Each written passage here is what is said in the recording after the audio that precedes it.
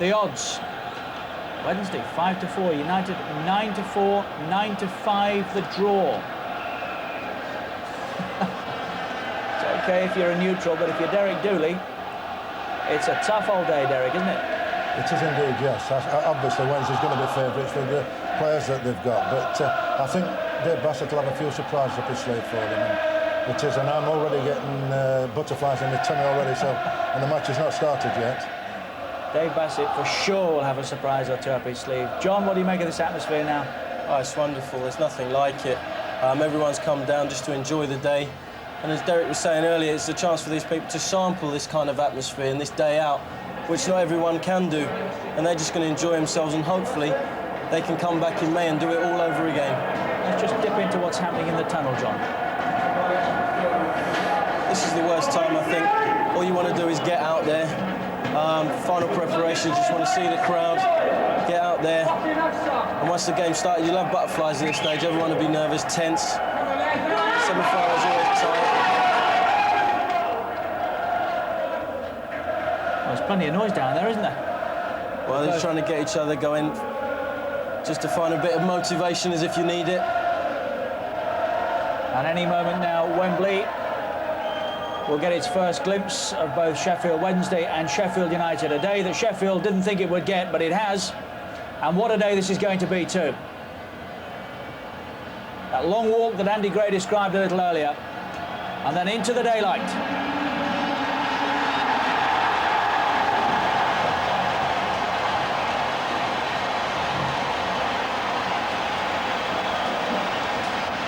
Let's join our match commentators, Andy Gray and Martin Tyler. Well, it may not be the FA Cup final, but what a welcome for the two teams from the folk of South Yorkshire.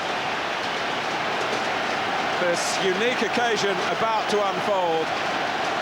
The appeal not simply because of the great divide in the city of Sheffield, though that in itself is enormous, but these two sides so different in style, united with so much purpose and passion.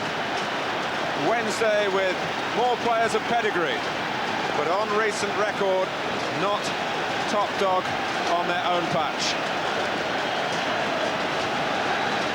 The FA concerned not to give the build-up here too much pomp and ceremony, to reserve that for May the 15th.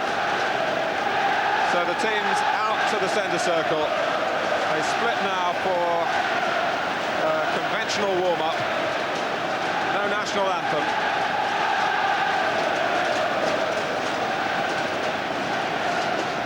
Well, all of Trevor Francis's team have played here before. Half of them in internationals,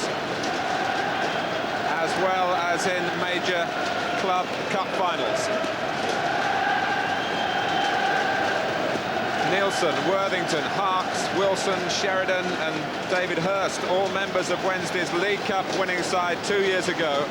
Paul Warhurst virtually picked himself with 5 goals in the last 3 FA Cup ties, once he was past fit yesterday morning.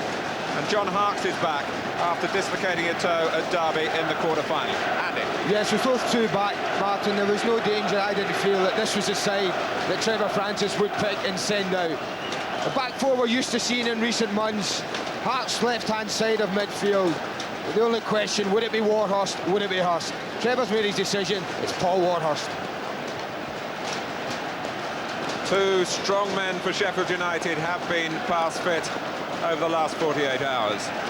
Brian Gale at the back, Brian Deane to spearhead their attack. Mitch Ward, a sensational substitute in their 6th round replay, is rewarded with a starting role in midfield, where there's also a job for John Gannon.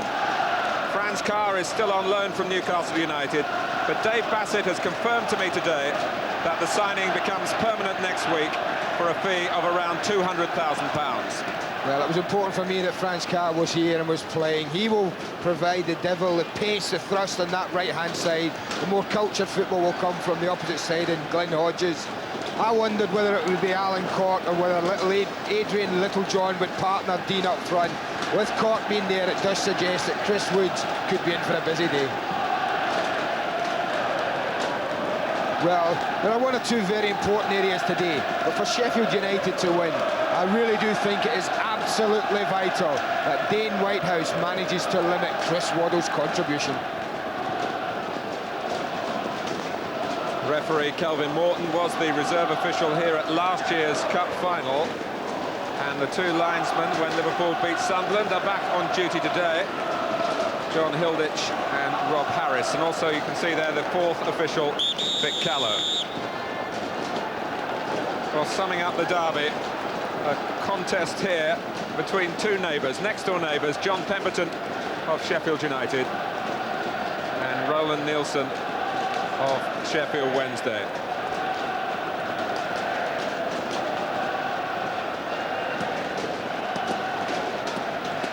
Pemberton, of course, whose penalty in the shootout brought Sheffield United here.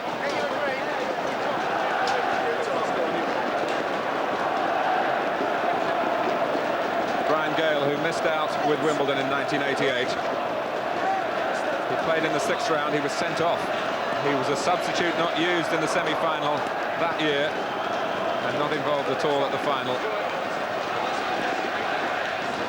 Trevor Francis, a thoughtful man, a real thoroughbred as a player.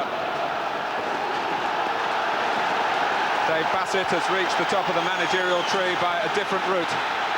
It is a fascinating contest of their strategies on the day that Derby Day takes place when they stage the Grand National. That'll be a quiz question in years to come. Well, I'm glad they finally got all the balloons burst, or either by the burst them or off the pitch.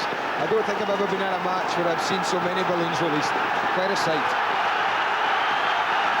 Well, Sheffield Wednesday, the senior of the two clubs, formed way back in 1867. Their nose put out of joint when United came on the scene some 22 years later. The rivalry was fierce right from the start, but never fiercer than here today. Sheffield's semi-final here at Wembley by public demand.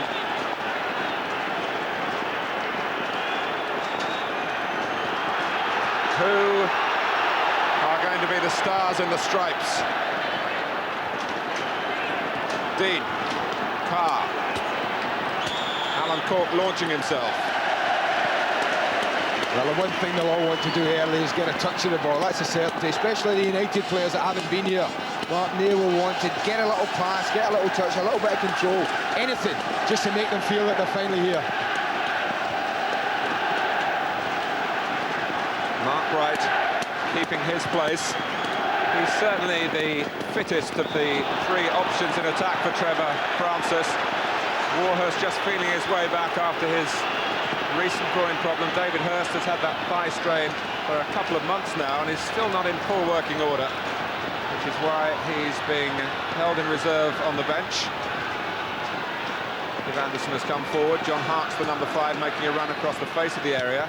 And Waddle goes for goal! What a start for Sheffield Wednesday! Well, you think back to the semi-final here in Paul Gascoigne. Today it's Chris Waddle. Well, I said it was important that they limited his contribution, but in all honesty, there's not an awful lot that any of the outfield players could have done about that free kick. Tremendous pace, tremendous bend. I don't know if Alan Kelly was slightly unsighted, but it couldn't have been nearer his left-hand post. Well, Waddle has had a wonderful season in all but one respect, really, and that's goal scoring. Only 2 to his name before today. Well, I think if you ever thought that this was going to be a tight, tense affair, then a goal in the opening 2 minutes will prove us all wrong. But Dave Bassett, what must he be thinking? Well, it seemed to me that Sheffield United didn't really expect anything quite as direct and certainly as dramatic as that. And whatever Alan Kelly had set up as a defensive wall was found wanting. It certainly seemed a shortage of numbers lined up. But the range that Waddle let fly from, perhaps the goalkeeper expected to be able to deal with it. nail-biting time if you're connected with Sheffield United. I mean, I think they might rule the conceding of the free kick, Martin. I think John Pemberton was a culprit, and I think early in a game like this, when nerves are high, you don't want to invite unnecessary pressure onto your defence, but John Pemberton did that by really conceding a needless free kick, and certainly Chris Waddle punished him. Waddle, who's graced Wembley often in an England shirt, played in the FA Cup final here as a loser with Tottenham in '87.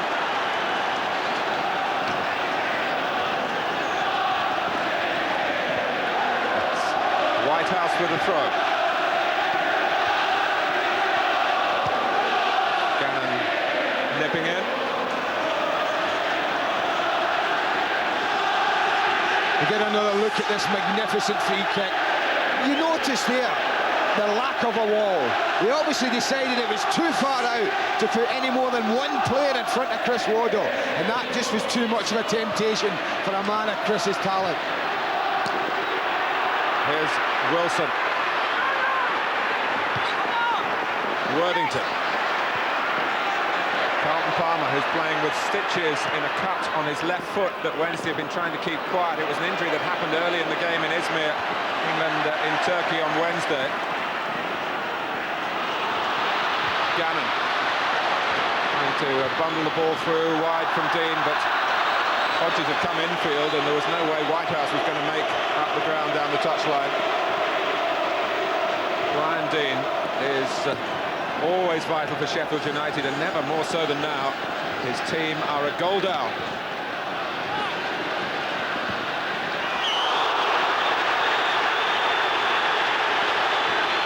Bright on the receiving end. Off the pitch, Alan Smith can have a quick look without interrupting the game being restarted. Yeah, I mean, they've just got to settle, haven't they, a little bit. He's a little bit late, Glenn Hodges, with that tackle. Pressing down from the referee, but not the card shown. Well, if there is any consolation for Sheffield United and their supporters at this stage, is the battling ability that's been in evidence throughout the cup run. Remember, they almost went out in the third round at home to Burnley, 2 down going into the last 10 minutes. Conceded the first goal in the replay, if memory serves me right, behind to Manchester United. We all know what happened against Blackburn at Bramall Lane, and still United came through. But it's Waddle's cross. Kelly wanting Gage to deal with it. Sheridan. Mitch Ward in the way. Palmer so comfortable playing at the back these days, with Nigel Pearson and Peter Shirtliff unavailable with broken bones.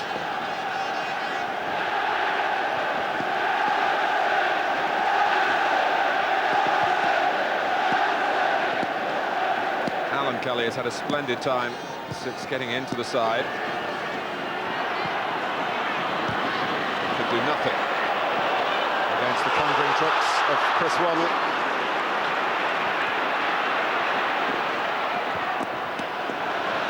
Well, it got to Whitehouse from Kelly.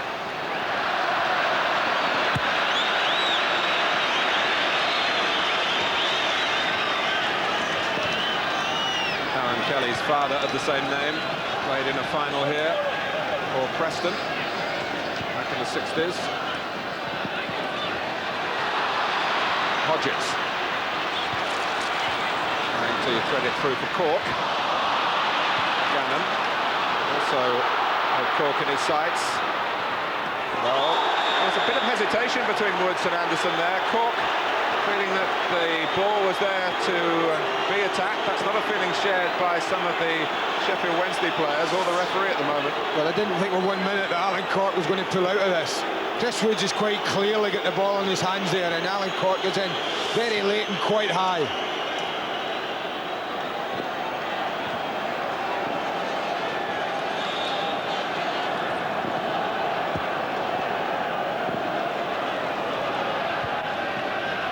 Bright, who judged it rather better than Gannon, who nevertheless hooks the ball forward now.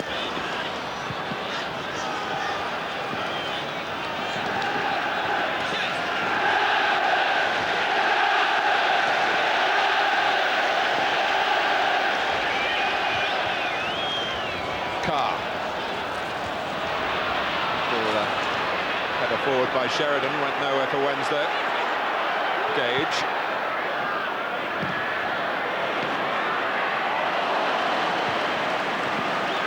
Back from Sheridan. Woods kick on his left foot. Not able to get the ball up to the halfway line. Here's Ward. And behind Roland Nielsen.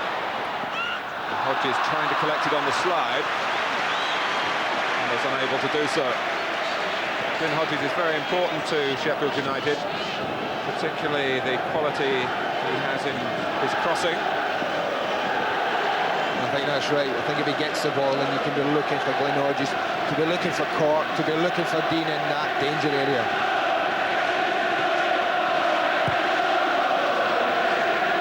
Bright trying to get in front, and he's done so against Gale. Second header won, though, by Ward. Gannon's ball forward. Worthington, one of a number of Wednesday players whose thoughts have been on international games at least until Wednesday. Trevor Francis only getting his team together really yesterday morning.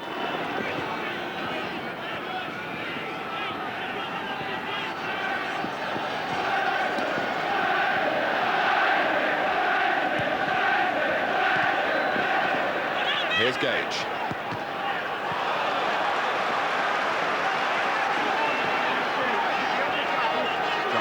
Emphasising again the cosmopolitan nature of the Sheffield Wednesday setup.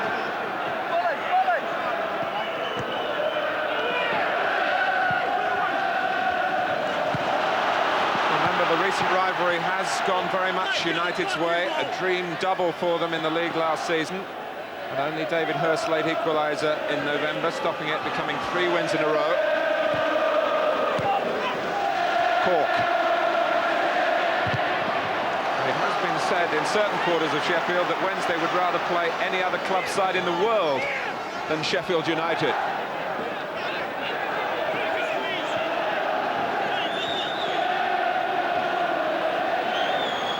Carr able to get in behind Harks, and Carr able to play in a cross under no challenge. Gannon looks to curl the shot. Angry, quite rightly, Chris Waddle talking to Worthington and Harks, who are to defend that left-hand side for Sheffield Wednesday, and didn't defend the throw at all. It was absolutely awful defending from Nigel Worthington in particular. The cross deserved someone going in it, but when it dropped to John Gannon, he wasn't quite able to bend it quick enough. But the marking from the throw-in was shocking.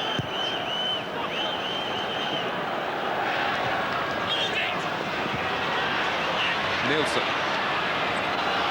It's out of play.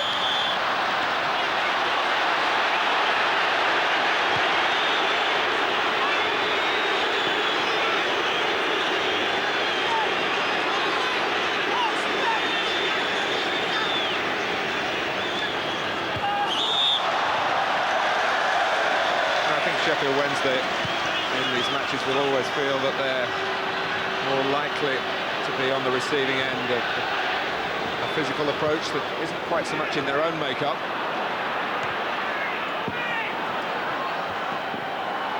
Carr.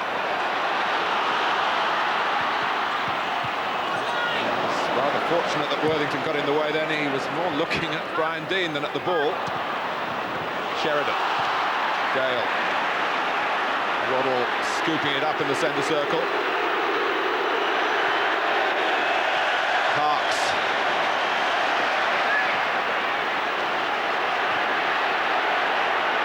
Here's Wilson, now Sheridan. Worthington can't control. And then it comes back Sheffield Wednesday's way with the help of the referee. Harks. He's got Waddle moving towards him. Worthington even closer, and the flag's up for offside. But I think even in the first 11 minutes of the match, we've seen the contrasting ways that the two teams have come into it. Sheffield United, when they get it, very keen to get it forward quickly into certain areas. Sheffield Wednesday, on the other hand, when they have the chance, when they get the ball, they want to pop it about, they want to keep it, they want to pass away in. Free kick to Sheffield United. Given against Carlton Palmer. Cork looking more and more like old Father Time. Such a crowd lofty character in the penalty area if the ball arrives. Gannon. And Bright with good presence of mind.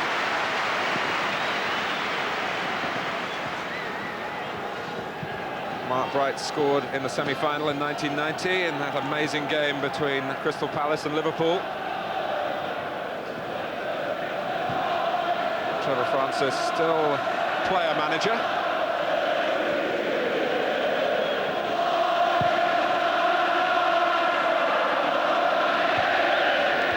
Ward.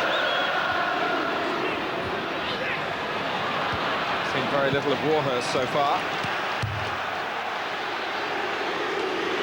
Having overcome his disappointment of not making the trip to Turkey with England. He might well have had a chance of playing with Les Ferdinand's injury in training out in Izmir. Could have said also about Brian Deane. The game wasn't fit to travel.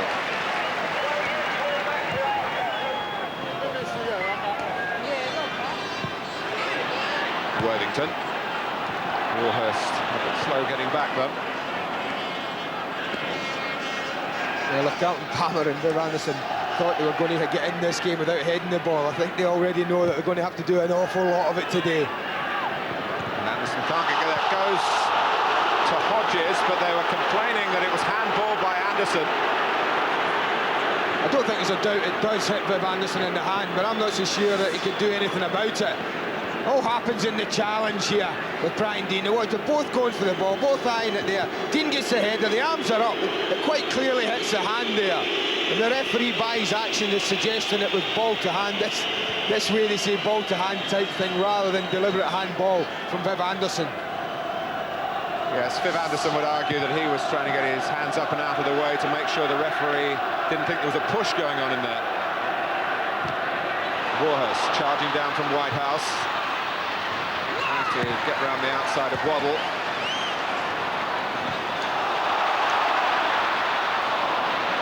I just saw there for a moment the talent that Glyn Hodges does have. I think those who've managed him feel that if he'd just been a bit hungrier for success, he really might have made an even bigger name in the game.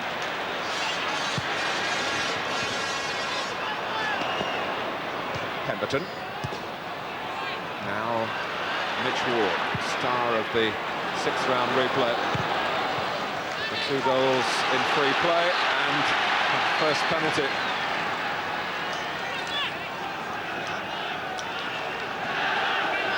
And Whitehouse and Ward have red and white striped blood, if you know what I mean. Brought up as fans of the club.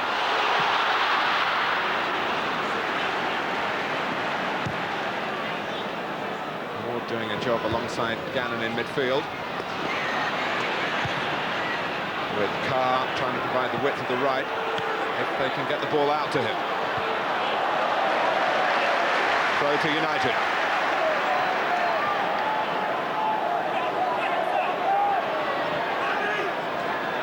Sheffield Wednesday 1, Sheffield United 0. A goal from Chris Waddle almost before the fans have got used to seeing the two teams in opposition here. With quite fantastic free kick.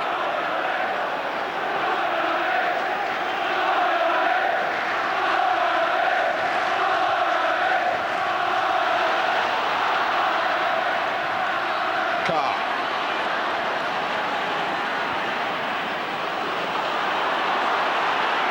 Brought out by Waddle. Right to the right. Sheridan coming through the middle, takes the shot early and well. But also taking it well in a different sense was Alan Kelly. Yeah, he had to take it well, John Sheridan. He's been pressured from all sides there. A nudge on from Cork. Characteristic of his play.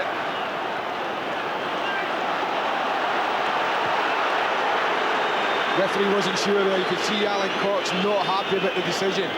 You think they all thought it was a corner. But this is a combination that I've seen work for them so many times, and one they looked for. Waddle with the ball, and Sheridan making those runs from midfield. You see the pressure he was under, had to take the shot early.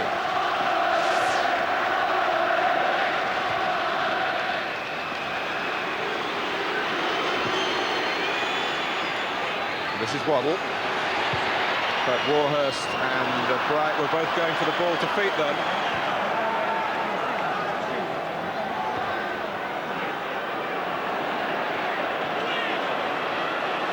Palmer coming out on top. Now Dean. Linking up with Gannon. Dean was aiming for Cork. The durable Danny Wilson for Sheffield Wednesday.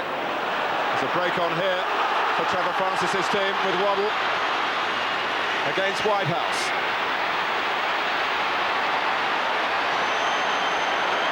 Roland Nilsson has got up on the right for Sheffield Wednesday. The flag's up as well. But Whitehouse held his ground well. Didn't commit himself, and Waddle couldn't get past him. It was very good defending from Dane Whitehouse. Nothing would have pleased Chris Waddle more there had Whitehouse dived into the tackle. Just look at the way he stands off from. Say to Chris Waddle, go on then, I'm not going to commit myself. And he does very, very well. But they're giving Chris Waddle too much room at the moment for me. They're allowing Wednesday time to just get it down and play to him.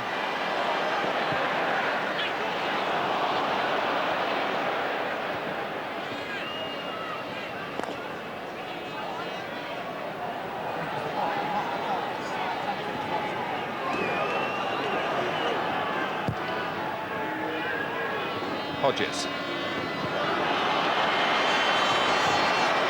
First for the loose ball was Wilson. And forward from Nielsen to Waddle. United back off Waddle. Opts to play it in and use Warhurst pace. Explosive pace it is! Oh!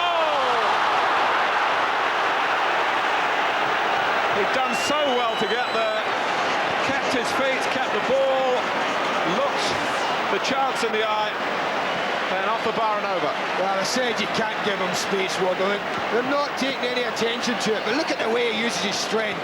Keeps his balance, tries to nick it over Alan Kelly, but just can't keep it down. It was a wonderful diagonal run from a straight pass. That's what made the whole move. The finish, unusually, from Paul Warhurst wasn't incisive. Well, Chris Waddle, who used the ball that time rather than ran with it. And they can't get close to him at the moment, Sheffield United. Waddle's pass again for Warhurst.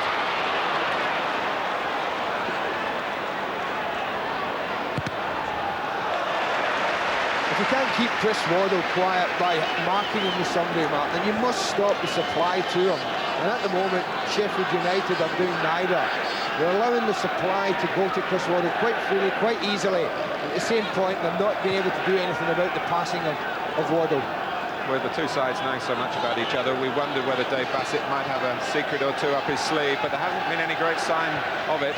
Sheffield Wednesday, perhaps more as expected, given their excellent run in all competitions, saying, well, this is the way we play, you try and stop us. At the moment, United are finding that very hard to do, and it could have been 2-0. Paul Warhurst. 2 goals in the 5th round against Southend, 2 at Derby in the original 6th round tie, and the winner in the replay. So nearly on the score sheet in the semi-final.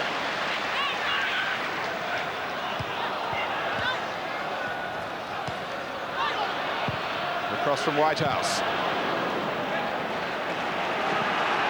Those long legs of Viv Anderson have been doing that type of defending for more years than he cares to remember. Almost 20 years at this level for today's Sheffield Wednesday captain. It's over him though. Dean! Close call for Wednesday. And the first real sign of the power in the penalty area of Brian Dean. Yeah, and this is what they're looking for. Get it wide, put it in the box and allow Cork and Dean to attack it. It was a fine header from Brian Dean, but just couldn't get it on target. But that'll give them a little boost to the confidence. You know, that'll, looking around, they were saying, hey, we've managed to work a little position here, we managed a good cross into the box, and what's even more important, Brian Dean was able to beat Carlton Palmer to the header.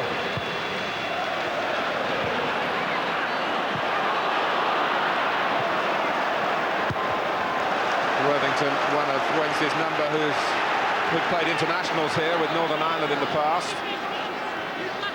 But a little concerned about finding his bearings there with Franz Carr in close proximity. Gage with the throw. Palmer making sure it didn't get to Dean. Palmer had a splendid game at Bramall Lane in November.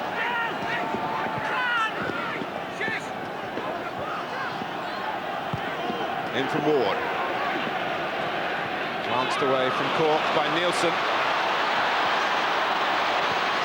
This time Dean coming back to be the first line of defence against Waddle, recognising the need for at least doubling up. But Waddle's got into space again. Look at this. They're watching the ball and not the man. And it almost suited John Harkes coming in from the left-hand side. Well, I think the fact that John Pemberton missed the ball put John Harkes off. I thought he could have just taken that one on his chest. But again, as you say, they're allowing space and time. A man of Chris Waddle's ability, that could be fatal. Waddle has stayed out of the debate as to whether he should be recalled by England. But I have to say, there's a lot of support for a recall from amongst fellow professional players who are still in awe and in admiration of his particular brand of play. Here he is again, it's Waddle! Wow, how close was that to nestling in the same corner of the net? Well, we weren't admiring his skill, his ability there. All we were admiring was the confidence that he has when it dropped out there, that he was going to hit this, and for a second I'm thinking Alan Kelly's picking this out the net. What a wonderful strike. Just watch how he steps into it, it's on the left foot, and just to bend it as it takes it wide of the goal. A whisker away.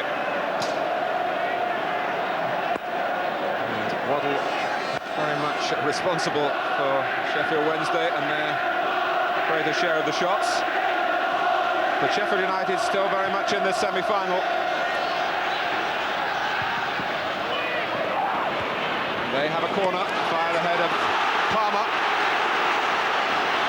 Now Chris Woods is concerned about how difficult it is for goalkeepers playing against Sheffield United. They haven't put anyone right in front of him.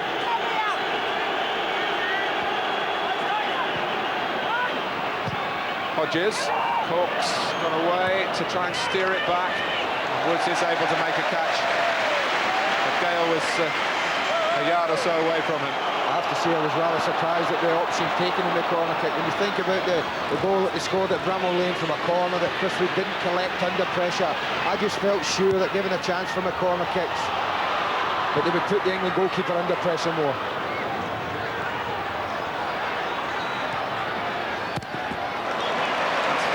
By Whitehouse. He's made a very good recovery from a broken leg back in October. Returned at Blackburn in the quarter-final. Harkes, not much to his left, so he goes for goal. It came off the back of Gale rather. And here is Dean. He just can't show that much of the ball to Palmer. Certainly no sign of him being inconvenienced by his cut foot. It's the left foot.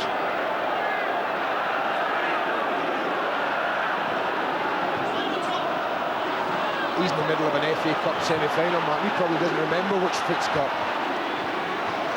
Waddle for Bright. Warhurst getting into the middle, but he's alone in that respect for Sheffield Wednesday. Here's Harkes. They've got more forward now, including Waddle by the far post. Cut off and cut out by Kelly. Cork.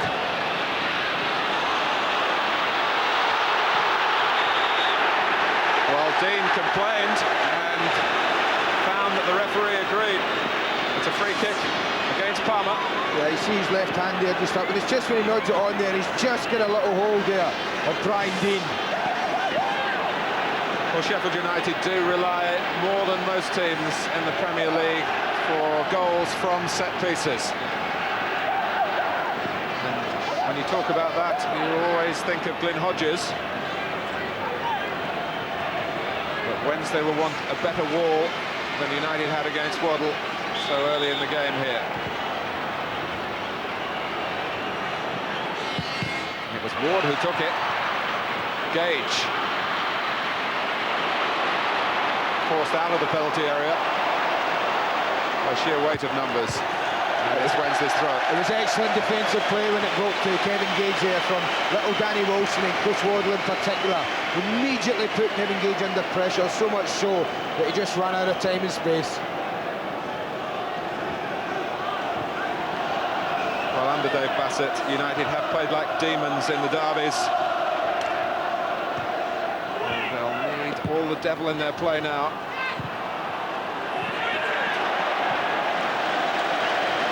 Chris Woods wanting that. I think he is a goalkeeper who's quite happy for defenders to step in and take charge if required. He's not one to come charging out a la Bruce Grobbelaar, but he's a very calm, composed man, as you'd expect a goalkeeper of his status.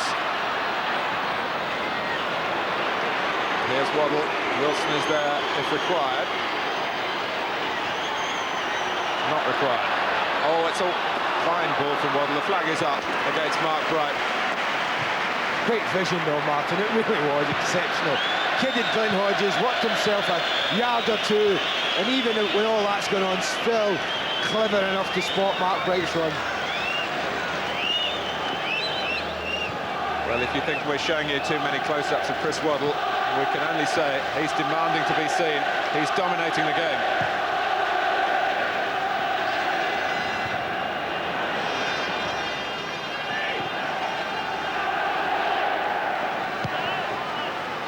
The supporters from South Yorkshire, very, very proud people indeed. That pride really on the line today. Defeat will take a long time to live down. Indeed, it may never be lived down. Well, if there was one derby match that none of the players would want to be involved in, it would be in a defeat at Wembley. Quite nice to win, though. Oh, you bet your life.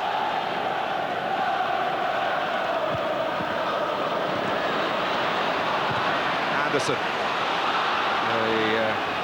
The position that Bright had then was a legitimate one. He was played onside by Pemberton.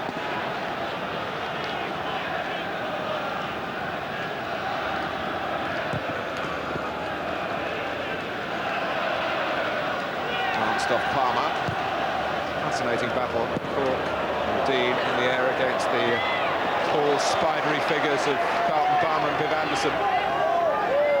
And it's crucial to whether Sheffield United can get a goal and get their heads up. Here's Carr, out of Sheridan. Just over half an hour gone.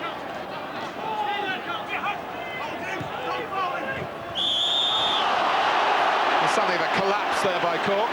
Well, that's what they do, isn't it, Mark? They'll play for free kicks, they'll take set pieces and throw-ins in this type of area, because it allows them then to load forward with Brian Gale and anyone else they want to put in from deeper positions. And they've got plenty of red and white shirts in there, as you can see.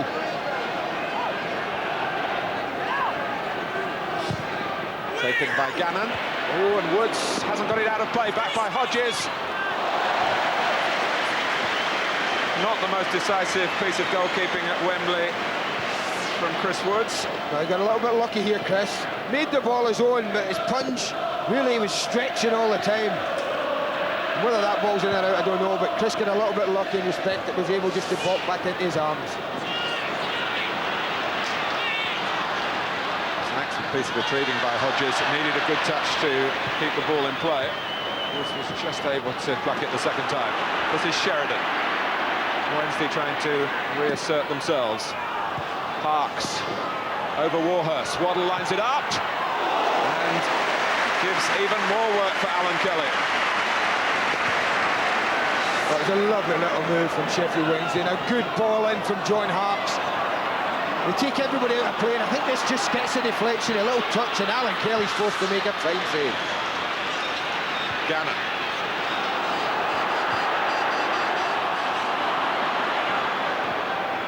Here's Carr. Alan Cork at the far post. Way above Roland Nielsen. Waddle using his ball skills to defend and not letting anyone down. Sheridan. It all started with Waddle down by the corner flag. Where's it going to end for Sheffield Wednesday? Sheridan. Waddle can be involved again here.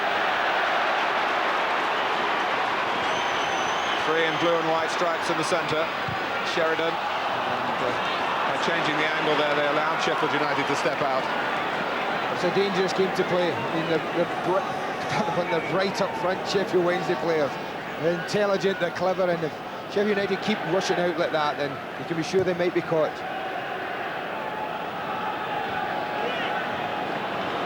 Headed forward by Ward, knocked out by Worthington. Gage. Is it one of 5 ex-Wimbledon players in this Sheffield United side? Plenty of ex-Wimbledon on the management team as well. Hodges is away. No cover there behind Nielsen. Cork. Keeping on the Wimbledon theme, really. Hodges towards Cork. Well, he skips past a very good defender in Roland Nielsen very easily. And then he's time and space. He picks out Alan Cork, but Carlton Palmer had a timely intervention. Yes, Palmer had picked him out as well. It's a corner to Sheffield United. Always a danger when they take them. They put pressure on the goalkeeper. Gannon would have preferred it to drop on his left foot. Well, this is a tactic I thought they'd use, and they're now using it more and more when they can. But he deals well with this one, Chris Woods. That's a fine punch under pressure. John Gannon just can't control the volley. Let's just remind you of what's coming up on Sky Sports. What a feast. Norwich against Manchester United from the Premier League. That's live. Good Friday, a double-header for you. Crystal Palace battling to stay in the Premier League, and a local derby against Wimbledon. And in the evening, Sheffield United again, also in need of points. We shouldn't forget that, of course, amidst this semi-final against Manchester City. Waddle. Well, you can't blame him for trying. He probably had more shots in this game than in the last half dozen. Is anyone going to criticise him for shooting in that side after the way he's performing at the moment? I mean, he just seems to be involved in every single attack that Sheffield Wednesday have. And at the moment, Sheffield United are having a lot of difficulty having any sort of control on him.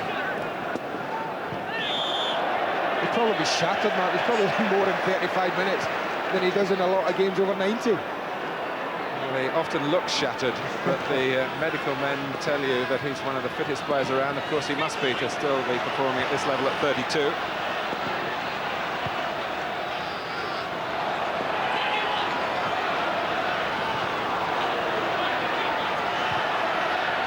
Nielsen. Harps had got in between Warhurst and Bright, but it didn't come off for Sheffield Wednesday. Dean, time on the ball. Carr, Wednesday funneling back.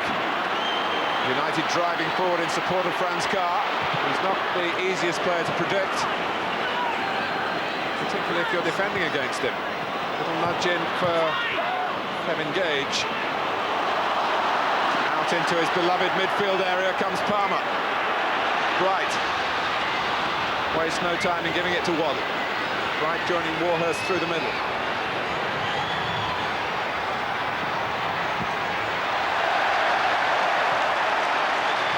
Well, Dane Whitehouse, we don't envy him, but that went his and United's way. And Whitehouse, a la Waddle, causing problem with the ball at his feet to Sheffield Wednesday. Good defending though again from Dane Whitehouse. I don't envy him these one against one situations with Chris Waddle. Cork. Oh, Dean is free here. Can get the ball down and can't get the shot away. Suddenly, Sheffield Wednesday was standing like statues. Well, I can't believe the amount of space that he finds himself in here. Viv Anderson challenges the ball. Carlton Palmer's run underneath it. But you see the ball there come off his arm as he tries to control it. And that's what the referee's given. He's given a free kick. But what would alarm me is the amount of space he finds himself. I'm just not sure where Nigel Worthington ends up. There he is coming into the picture on the right there. He should really be in on Brian Dean. Well, Brian Gale popped up in there and distracted the centre-backs. But Dean couldn't make the most of the chance. work by Pemberton against Warhurst. Palmer. And they came at it from both sides there. Gannon and Dean. Well, there's plenty of feeling out there, isn't there? There's plenty of players committed. And I think Carlton Palmer will be happy with his hurdling ability there when both Gannon and Dean bearing down on top of him. I think Carlton Palmer would like me to point out that he wants to be regarded as a midfield man. But Trevor Francis knows what a wonderful centre-back he is. And of course, let's play for England in midfield and we'll want to keep catching the eye in that position. But here's Harkes. Cork wants some support and he gets it from Carr. 7 minutes to go to half-time. Wednesday 1, United 0. But United certainly not demoralised by conceding such an early goal. Sheridan. Asking too much there.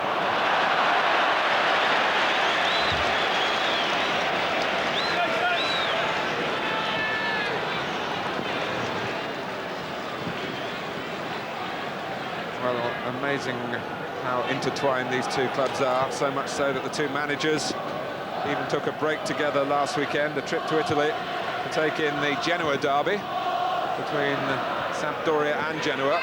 According to Trevor Francis, it was one of the worst matches he's seen all season. You certainly can't say that about the Sheffield derby.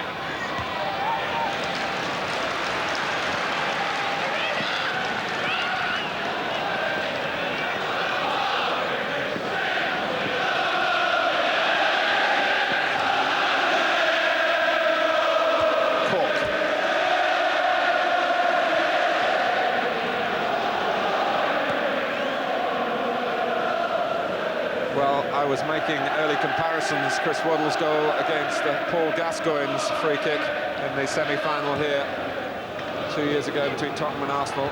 Tottenham then quickly got a second goal, which has been beyond Sheffield Wednesday so far. And that, obviously, from United's point of view, has kept the game very open. Definitely, I think although Sheffield United conceded a lot of time and space in the midfield area, what I do feel they've done quite well in the first half is they've defended their penalty area well, and that's been important when they've conceded so much space and allowed Sheffield Wednesday to play in front of them. When it's got down to it in the last third, in that 18-yard box, they've defended that fairly well. Cork. Woods not decisive, but he was fouled, and United, to a man, are angry with Kelvin Morton for giving the goalkeeper the benefit of any doubt. I don't know how much doubt there was. Well, I don't think there's any doubt in my mind that it was a free kick. Again, though, in there, Callum Cork pulls behind Carlton Palmer, and it's in this incident here, you see Brian Dean there making no attempt to play the ball, but just jumping into Chris Woods. It was a jarring fall, too. It looked a nasty one. When he lands, he seems to grimace there. Just lands on his arm there. You see that? His left arm. So there'll be some concern down there. We must remind you that whereas there are substitute goalkeepers in the Premier League, there are not in the FA Cup. Chris Woods, who's only ever once been on the losing side at Wembley, that was for England against Germany. He's got a really fabulous record here, starting as a teenager with Nottingham Forest. But you wonder at this stage whether that's a dislocated elbow or a shoulder. It's certainly some movement there which suggests that he wouldn't be able to do that if it was dislocated. No, he certainly was looking concerned about his left shoulder area, and it was almost certainly when he landed. But the fact that he's moving it there, he seems to be quite freely, could be a good sign, but it'll be an anxious couple of moments this for Sheffield Wednesday players and fans. David Hirst, I recall, once went in goal for Sheffield Wednesday in a game, was it against Manchester City, one New Year's Day? But one hopes we're a long way away from that happening. But what it will do, Andy, it'll encourage Sheffield United to sling the ball in even more. And we see the incident again. And just watch as he lands. It's the left arm, you see, underneath him. Look at that. And that's the joke. Look at the grimace on his face. Immediately he lands. Alan Smith checking every significant piece of movement here.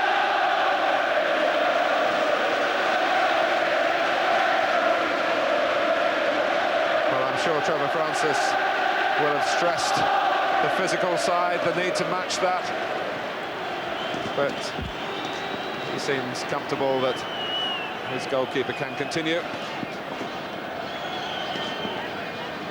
Yeah, they'll be anxious to see out these last 2 or 3 minutes of the first half without their goalkeeper being asked any more serious questions aerially, I'm sure, so they can get him in the dressing room. They have a real good look at that shoulder.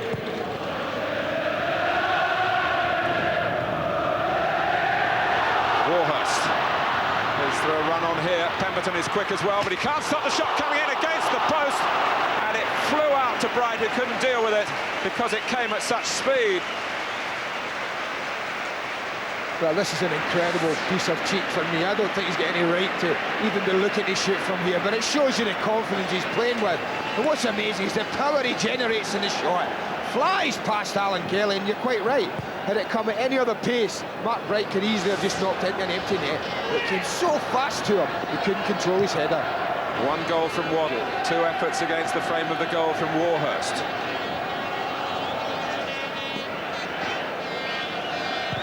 And we're talking about a W formation. We should mention the name of Woods, who's a character we've got to keep an eye on now as to just how fit the Wednesday goalkeeper is. Here's Sheridan.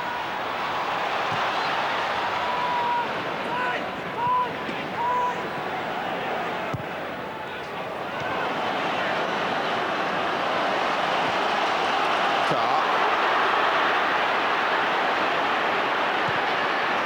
Cork is onside against Woods. Cork has rolled it past the goalkeeper and in! Sheffield United are level.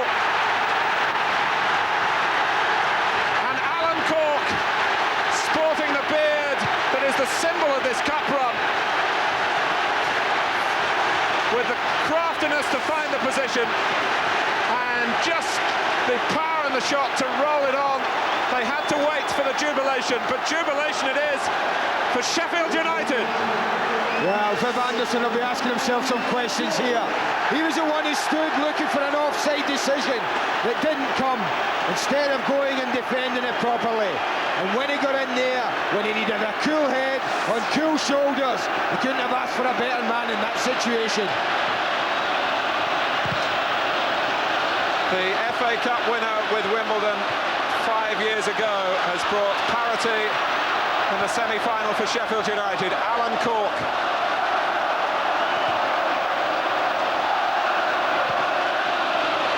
And here he is again.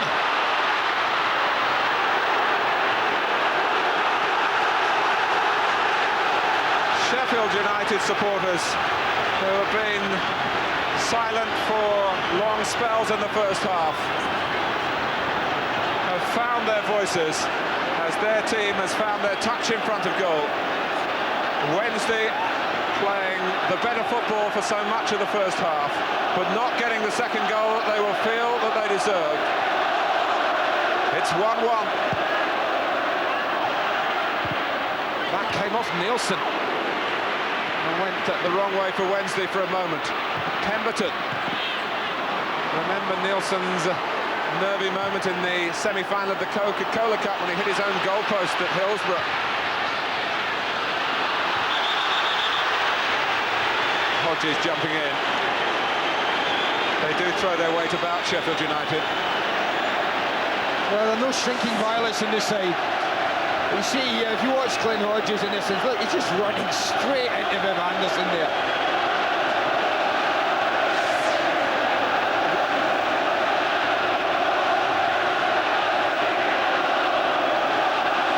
It's a storming Sheffield semi-final. We can have a look at the goal again. And what I want you to watch here is Look at it, just gone out of screen. How Viv Anderson has stood up looking for offside. It was all that Alan Cork needed. And how agonisingly it must have been for Chris Waddle to be about a foot short of getting it. Well, just shows maybe how the luck's turned, because so much has gone for Waddle. And you'd have backed him perhaps to get a toe to it. There was hardly anything on the shot from Cork, but it dribbled and trickled, and it crossed the line for the old campaigner. No one more self-deprecating about his own ability than Alan Cork, certainly about his own fitness. But if you wonder why Dave Bassett keeps picking him, you can just judge from not just the goal, but the way that he's given defenders difficulty when the ball's been hoisted forward, nicking the ball on, letting them know he's around.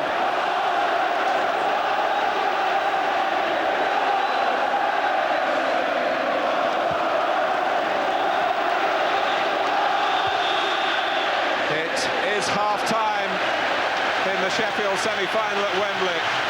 A real twist in the tail of the half from Alan Cork after Chris Waddle had given it a sensational start for Sheffield Wednesday.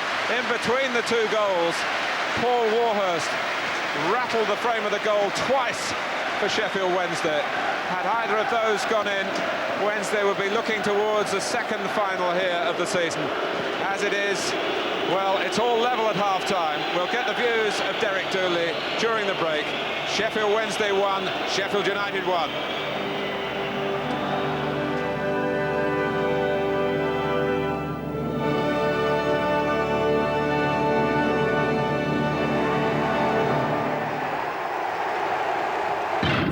Did you know they've invented a new bra called the Everton? Plenty of support but no cuts. Yeah!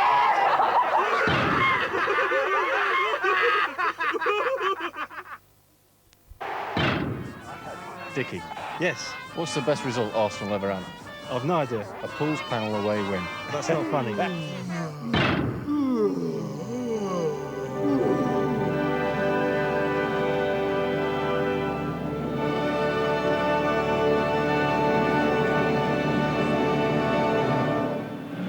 Welcome back to Wembley Stadium. The match facts: 1-1. It's not bad, is it?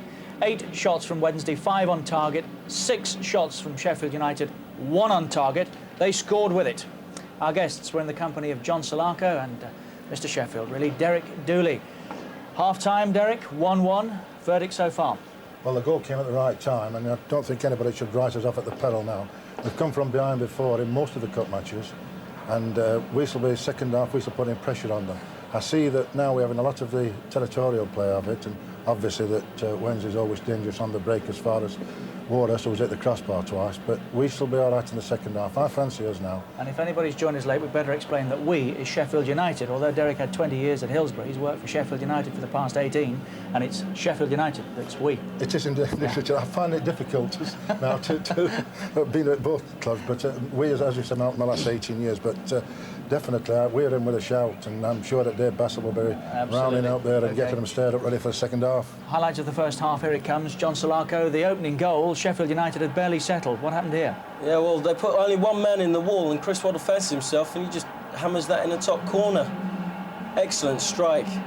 But I mean, the surprise is just the one man in the wall, and he eludes him. And from that distance, that is a great strike. But I mean, it's pure class from Chris Waddle here. It's got pace, it's got bend, and that's in the height. Well, it ends up in high in the roof of the net, but keeper's got no chance. Man in the wall moved his head and turned his back, didn't he? Smallest man in the world. I can't really blame him for doing that. I mean, when it's drilled at that pace, he jumps up, tries to block it with his back, but it's a superb free kick.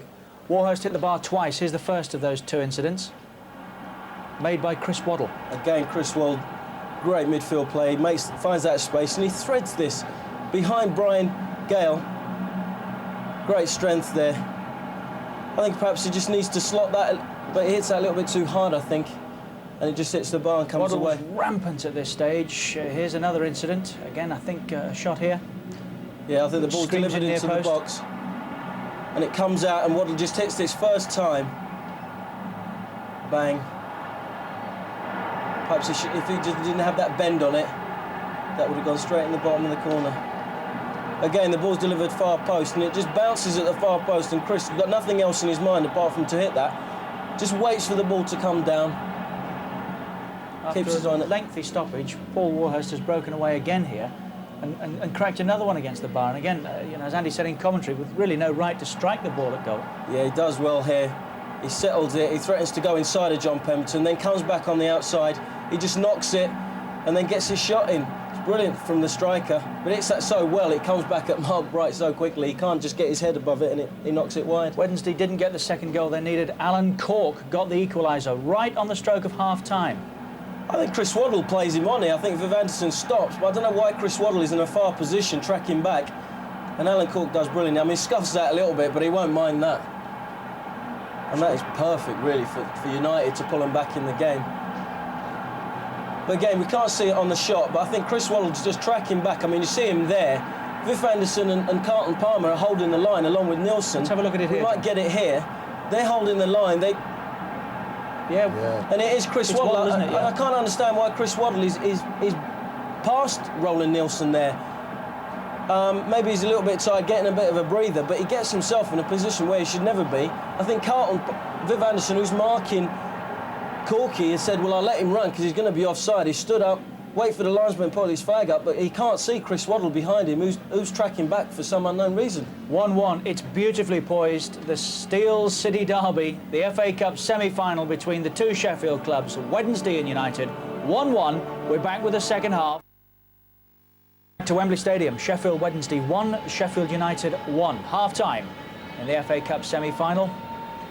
And the big matches just keep on coming here on Sky Sports. The Monday Night Football this week from Carrow Road, Norwich City against Manchester United. Is that the title showdown? We've seen one or two this season. That's a biggie. Norwich and Manchester United at Carrow Road. Sheffield Wednesday and Sheffield United here today. John Solarco and Derek Dooley, our guests.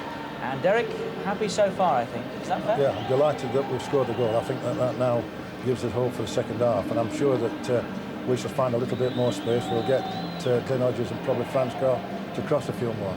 Also from corners, I think if we get one or two corners, we could cause a few problems.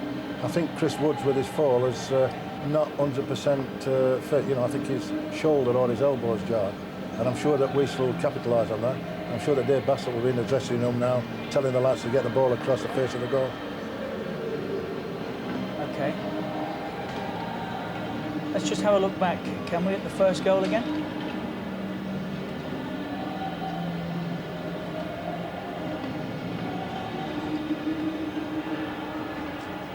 This is the second, wasn't it? Let's just confirm here that Cork was not offside. John? Yeah, he makes his run. I think the problem was, I think, if anything, is because Chris Waddle looks to have gone with him. He matches Alan Cork's run, and that might have just swayed the linesman to not give it. Because I think a lot of times when defenders stand up and shout for offside, it prompts the linesman to stick his flag up. But because Chris Waddle was running back with him, I think it might have been different if they'd all stood, and it would have made him look much more offside than he was, if he was. Well, there's a big smile on Derek Dooley's face. It's 1-1. It's beautifully poised. Extra time, remember, if we haven't got a verdict at 90 minutes. Let's go back and join our match commentators, Andy Gray and Martin Tyler. Thank you, Richard. Sheffield United out first with the impetus at the end of the half. Here's the welcome for Wednesday. The last 4 times these clubs have been drawn together in National Cup competitions, Wednesday have won through. In league games, United lead 37 victories to 30. In FA Cup semi-finals between the two clubs, it's 1-1 after 45 minutes. A 60-second sensation from Chris Waddle. And just as the half was drawing to a close, Alan Cork. What a character. There'll be a lot of people in football up and down the land who will be absolutely delighted that he's scored a goal at Wembley. Well, Chris Woods, who had that hefty fall when he was challenged by Brian Deane. I'm sure he expected to be in the wars in this particular match. And now he has to run the gauntlet of the United supporters at that end of the ground.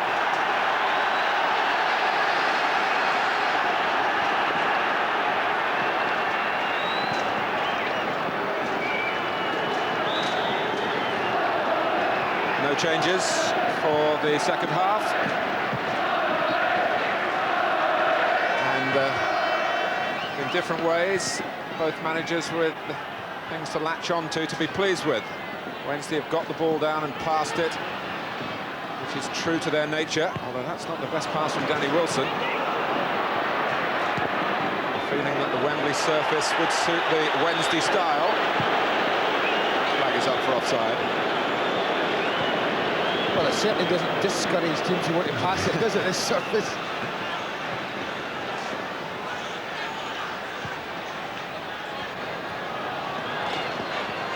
Sheffield United, direct, unsophisticated, some would say, but there is plenty of thought behind their method as well. Dave Bassett is a great assessor of the percentages in the football game. It's Wood's clearance, and United got the offside trap all wrong. Surely they can't start the second half as well Wednesday as they began the game. Well, they got the offside trap wrong and then got very lucky that Chris Waddle couldn't control the ball just as it bounced. Dean trying to brush Anderson aside, no foul. Dean's cross. Hodges trying to head it down to where Cork might have been.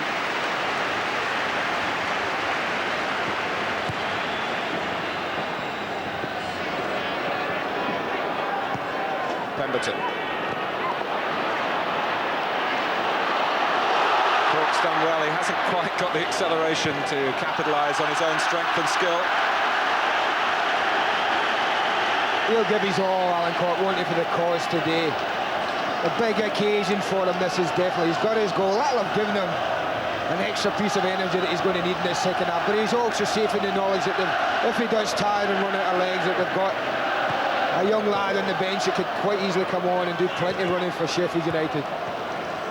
Yes, Adrian Littlejohn, who was the scorer in the last derby. And we've got some news from the Sheffield United camp, from our man down on the touchline. It's Nick Collins. Nick. Martin, thank you. Yes, great relief in the United dressing room that they got back in the game at half-time. Dave Bassett basically was saying that he wants Dane Whitehouse to push right in on Chris Waddle and not give him so much space.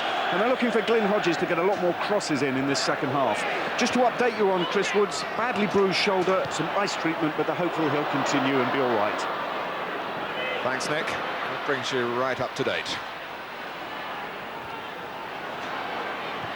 Here's Nielsen. Arks.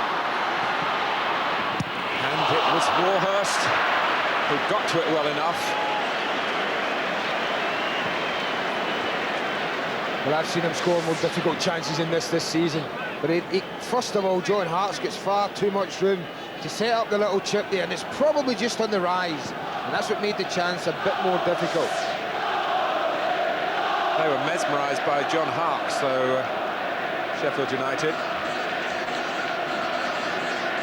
And Calvin Morton wants to change the ball. Maybe that's why it flew so high and not so handsome for Paul Warhurst. Well, I hope you believe that. The referee, incidentally, is remembered in the game for one amazing match he took charge of between Crystal Palace and Brighton when he gave 5 penalties. I mention that because 2 of the penalty takers in that game are playing here. Mark Bright took 2 of them and scored 1. John Pemberton took 1 for Palace and missed it. Sheffield United will tell you they never get penalties away from Bramall Lane, and they've only had 1 at the Lane this season. I think it's more than 2 years now since United last got a penalty in free play on the road. I say free play as opposed to penalty shootouts. Dave Bassett and his camp believe that's not a coincidence. Don't feel that they're particularly favoured with referees. Warhurst linking up well with Bright. It's a miscue by Hodges, out of character from him, and he's trying to prevent the corner now. He hasn't been able to do that.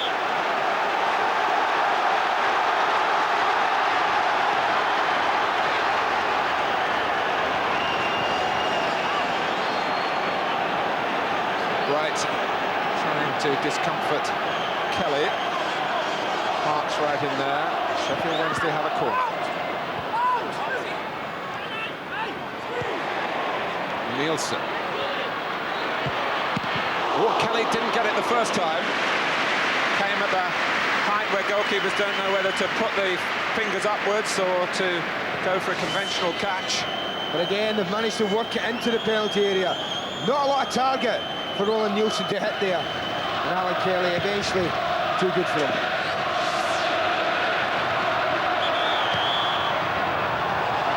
Free kick given against Dean, who was regarded as something of a gentle giant, but I know a number of bookings he's been collecting recently suggest that he's been asked to perhaps be even more physical. He's certainly got the physique to frighten defenders. He's huge. You don't realise how tall he is, Brian Dean, until you stand beside him. I think he just catches Carlton Palmer on the hip there. I don't think there's anything in the challenge or the illegal challenge from Brian Dean there.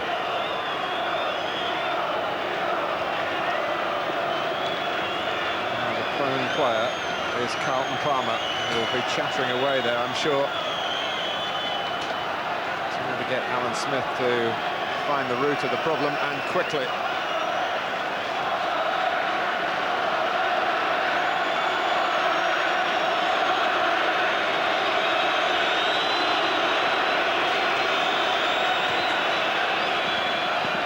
Graham Hyde is a Sheffield Wednesday substitute, along with David Hurst.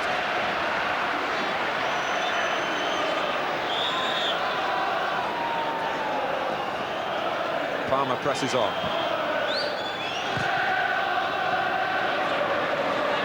Right, flicks on.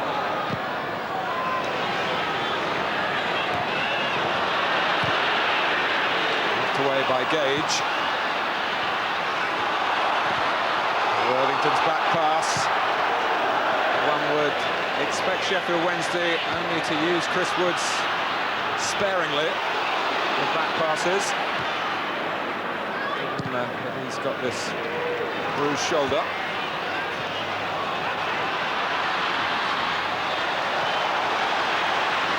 Worthington. Sheridan quickly on the scene, the player who scored the winning goal here, of course, 2 seasons ago when they beat Manchester United in the League Cup. Sheffield Wednesday then a second division side. Hodges.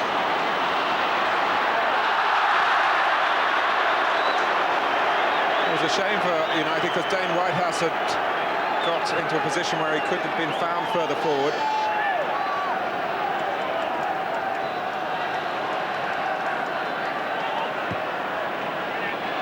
Forward by Waddle. Warhurst first time, what a strike!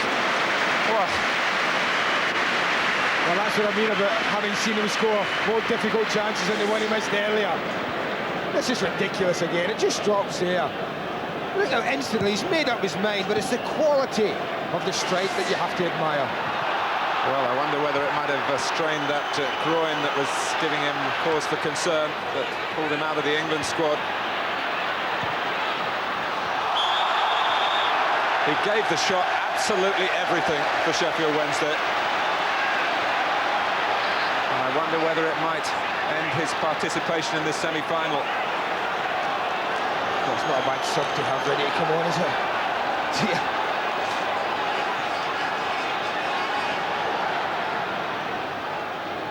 Now, will they work Woods here? Oh, the goalkeeper's done expertly. Good take. That was terrific technique, but great temperament as well. Yeah, he showed he was brave enough to come into a pack of players there. You know, and that's exactly why he is England's #1 at the moment. Wilson.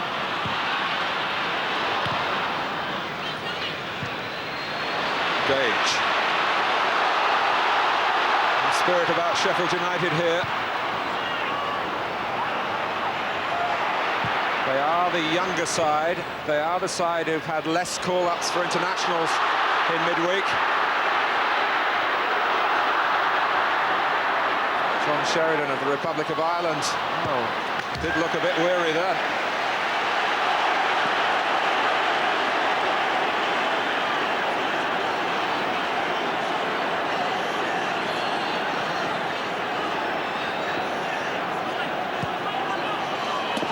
Hurst still waiting on the sidelines, incidentally, and Warhurst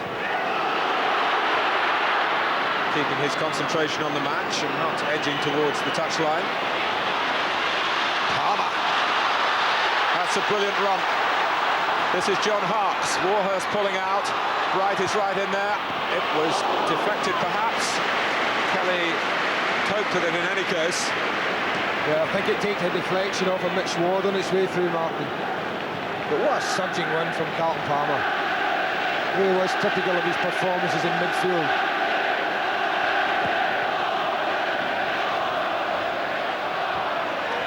Palmer's there behind Anderson and was needed. Well, knowing Carlton, I would think he would do a couple of those per half just to remind Trevor Francis that he is a midfield player. Manager and player just have a slight difference of opinion, I'm led to believe, on maybe what the future will be for Carlton Palmer. This is Roland Nielsen. They've let him run a very long way, and Sheffield United, who stood off significantly in the second half when Wednesday have been in and around that penalty area, surely they'll get punished in the end. I did say they've left them time and space in the area, but they've defended the 18-yard box well. But they really allowed Roland Nielsen to go far too far. And any little bend on that shot would have been punishing for them. You know, there comes a time in a situation like that, Mark, when a centre-back, for instance, has to make a decision to leave the man he's marking to close the ball. And neither Gale or Pemberton did that early enough.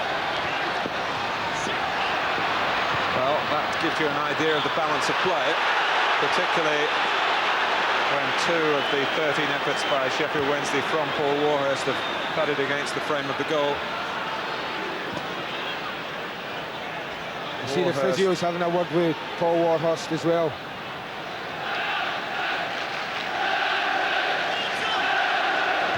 He's a very unemotional character, Paul Warhurst. Doesn't court publicity. Doesn't always look as though he's enjoying his job, but surely he must be in this sequence.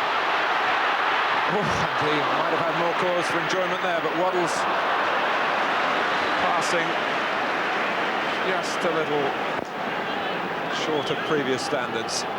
They've kept him a bit quieter this half. The supply to Chris has dried up. That was basically only the second time he's been involved in the second half so far. And so certainly that plan, of part of Dave Bassett's plan, is working at the moment.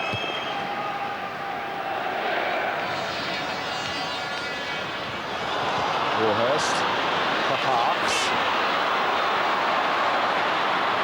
And Gage stopped the cross. Oh, he's done even better than that. He's forced Harkes to run it behind for a goal kick. Andy, when you were at Aston Villa, you had Kevin Gage as a player then. A view on him? Yes, I mean, Kevin was at Villa when we were there, but Ron actually decided to make wholesale changes.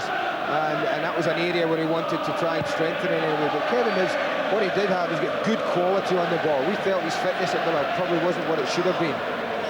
But certainly he's always been one when Dave Bassett's had him to respond to Dave's type of management. And I think the move suited him. Gage finding Dean. Ward. It's a corner. And you can hear what that means to the Sheffield United supporters. They're used to seeing their team come from behind in the FA Cup. And they're used to see them scoring from set pieces.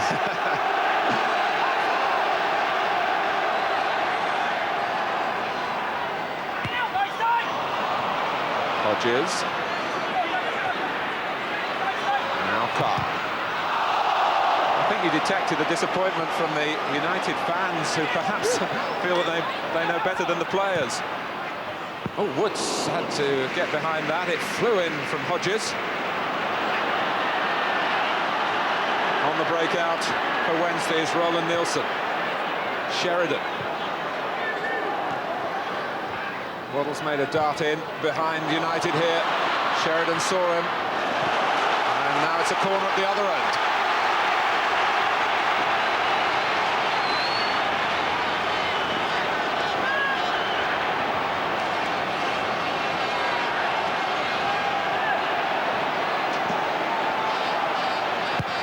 Palmer has stayed back. Anderson's gone up though.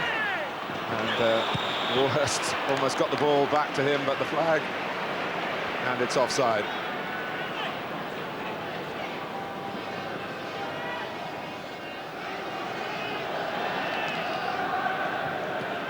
So we've had an hour. Sheffield United not really playing in such a way to get caught offside, but Wednesday thought they'd got them on the goal and got it wrong.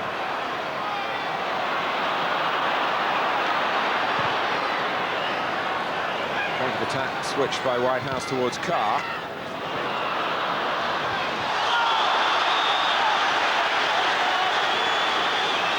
Well, John Pemberton, you might remember, Warhurst felt the force of that and is going to be taken off now. Poor David Hirst, the hero of Hillsborough, with half an hour to go and maybe extra time as well. Warhurst has thrilled the crowd with his shooting, and it just hasn't been his lucky day.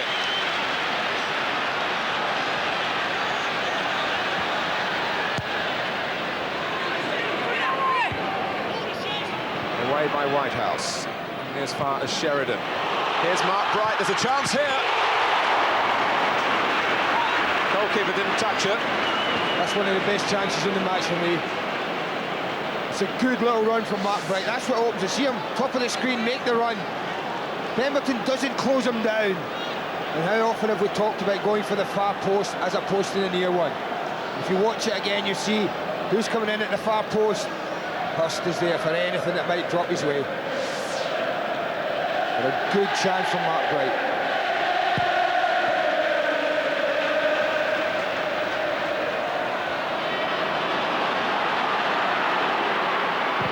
Waddle. Hirst, who has this old-fashioned look about him. I was talking to Derek Dooley when he arrived at the ground today and asked if there was any similarities between Derek in his playing days and David Hirst, and he agreed that there was. Hirst's problem has been getting himself fully fit. A torn thigh muscle earlier this year at Ipswich. Warhurst has played his part, but now it's down to Hirst. And we shouldn't forget Mark Bright, who has been such a shrewd acquisition for Trevor Francis. And there he is back defending. Hirst.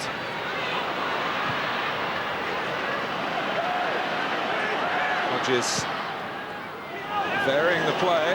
Brian Gale made himself available. Well, excellent play from Brian Gale. Took up a fabulous position there for Glenn Hodges' pass.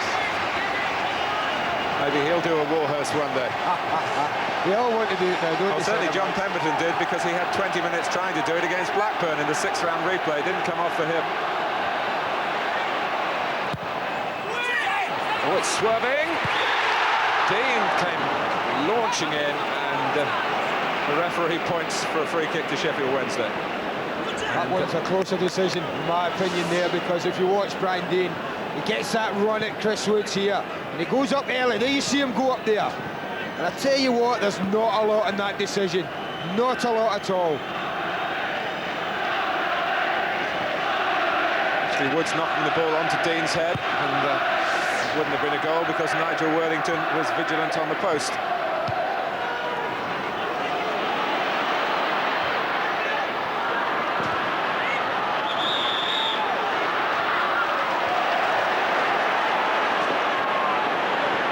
Hodges beautifully slipping Nielsen.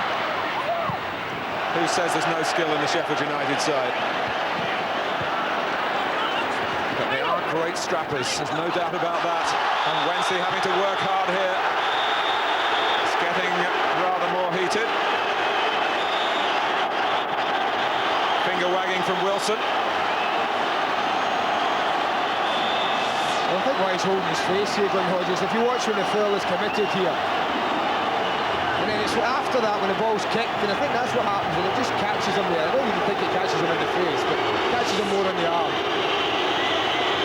Well, Danny Wilson had his say. The referee's talking to John Sheridan.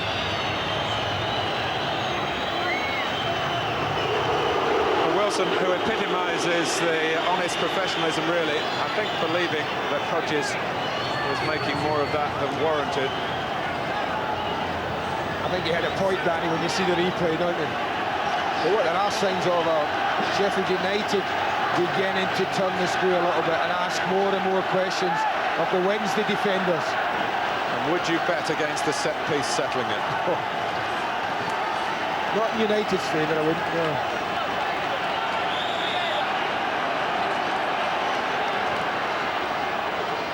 Ward takes, flags up. We should say that Sheffield Wednesday have been the scorers from a set piece. Sheffield United got their goal from free play, but this free kick led to an offside decision. Yeah, Alan Cork just drifts in there, doesn't he, before the ball's played. Was that the first offside for Sheffield United in the game? And look how far in it was. 6 yards from goal.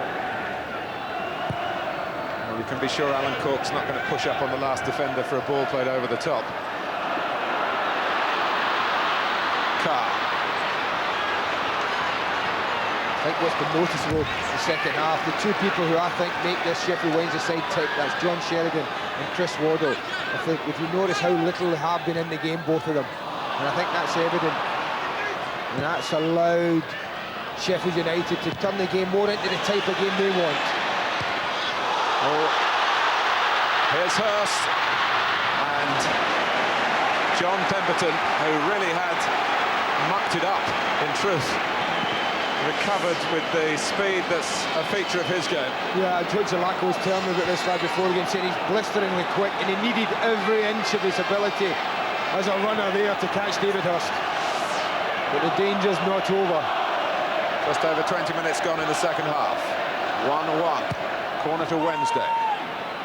Header out from Dean.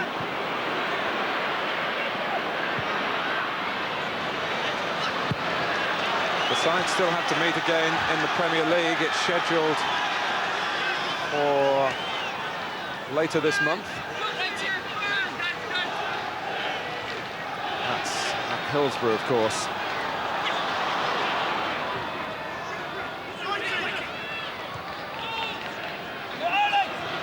Palmer. Hurst. Pemberton was there, but rather belatedly, Hurst had time to control. Well, they may have lost the pace of Paul Warhurst, but what they haven't lost is the movement between the two front men. Always a feature of Sheffield Wednesday, the two front men, whichever two are coupled together, they show very, very good movement. Palmer's come up by the near post. Loading a lot of bodies into that goal area at Sheffield Wednesday, and Kelvin Morton has seen a bit of push and shove. Yeah, he's got a good view of everything, isn't he, the referee? And you see it's Viv Anderson, I think, must be the one who's given a free kick against, but I can't see anything. I think it was John Harkes on Alan Kelly. Harkes trying to stop the goalkeeper coming out to catch. It's a ploy, of course, that Sheffield United used, but Wednesday have learned from that. But the secret, of course, is not to be spotted fouling the goalkeeper. Came off Anderson, Cork chasing in, and Woods not risking that would be ruled a back pass, and that was a decision he had to take. Out by Anderson. Hurst beating Pemberton. Gage there in front of Sheridan. Every loose ball being fought for with all the ferocity you'd expect. The semi-final still to be settled.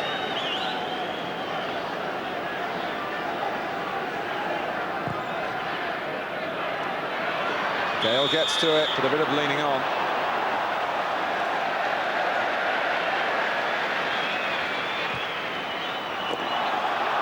Worthington.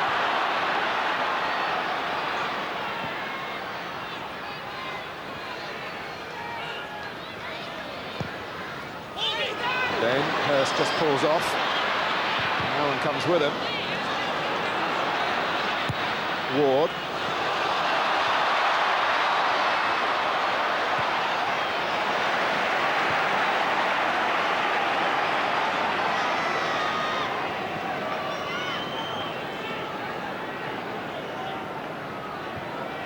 20 minutes to go.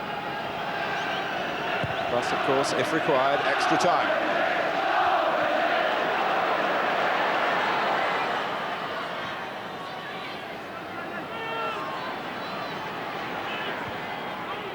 Sheridan. Hodges tracking back Gannon, taken out by Wilson.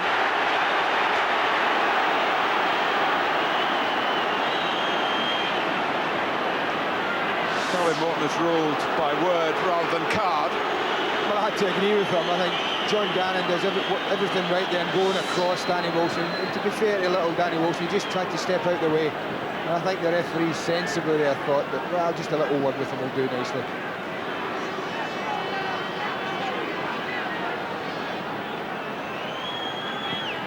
Gannon, who's only just got back in the side. Charlie Hartfield suspended today, incidentally. Jamie Hoyland is on the bench. He has had a job in midfield. Dave Bassett does chop and change his selections, though. And this time, he is going to produce the book for Mitch Ward.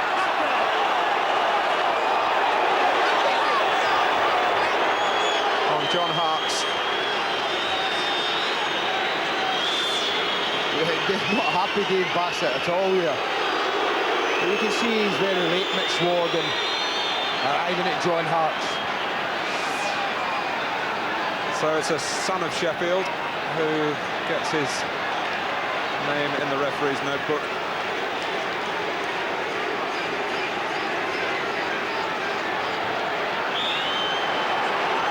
Another Sheffield-born player on the left there, Jamie Hoyland.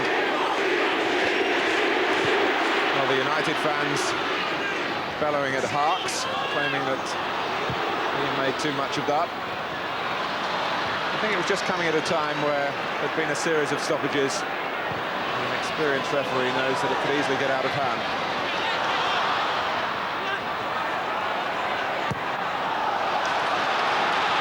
Pemberton preventing the corner.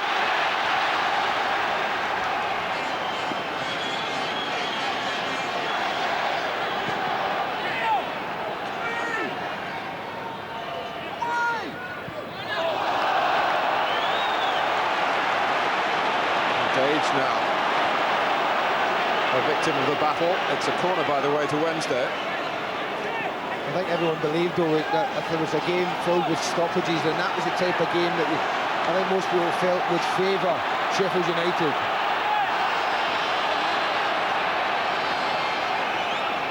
Sheridan's corner. Wilson to Worthington.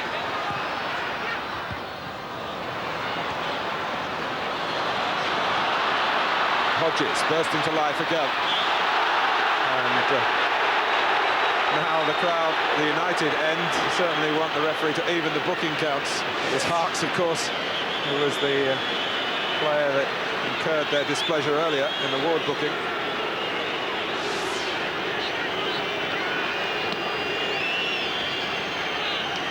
An American who incidentally does an excellent impression of Andy Gray. I've heard that it's better than me.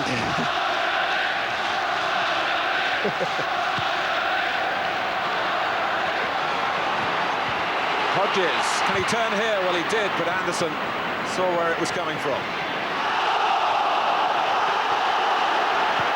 Waddle, no offside. Bright was always bright in his positional sense. Waddle telling Nielsen to get outside him. Wednesday have got a lot of players forward here. Bright's made a move and actually moved free. Hurst, Sheridan, Harkes calling for it, Harkes getting it, and volleying. Well, the build-up was clinical enough. Good measured build-up and good chest control from John Harkes to set up the volley. When he controls it very, very well. It's perfect for his right foot, but not the kind of finish he was looking for. Don't forget, well, how could you? Norwich City against Manchester United, live on Sky Sports, Monday Night Football. And Good Friday, the double-header, Wimbledon against Crystal Palace. And in the evening, Sheffield United against Manchester City.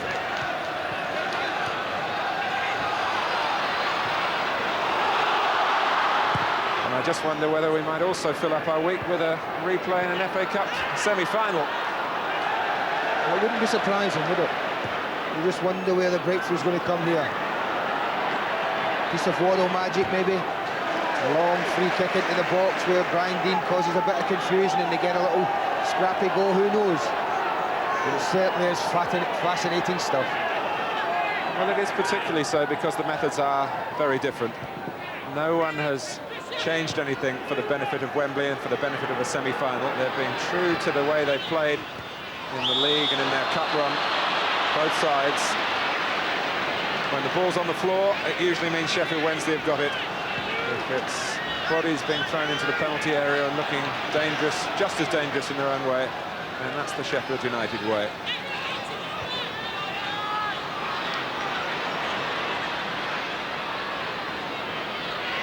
Waddle, hit Gale, where's it going to ricochet? Well, it's Deane who defends.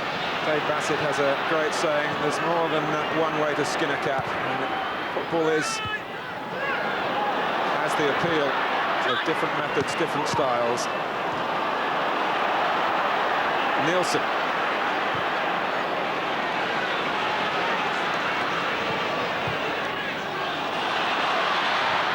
Kelly having to read the spin as the ball dropped. A real chip off the old block, though, Alan Kelly.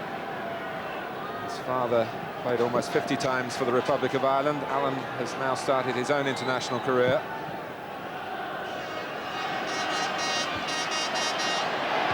Carr. It was close, but Cork adjudged offside.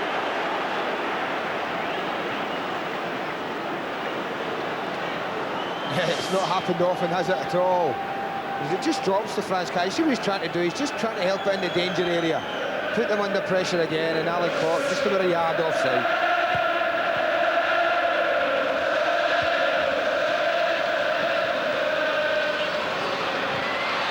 Gage. But again, they can't get past Palmer.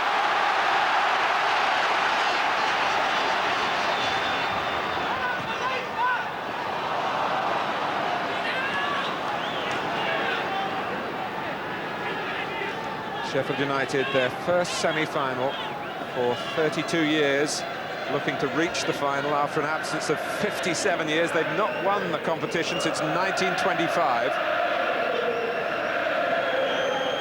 Is it going to be the year for their supporters and for Sheffield United?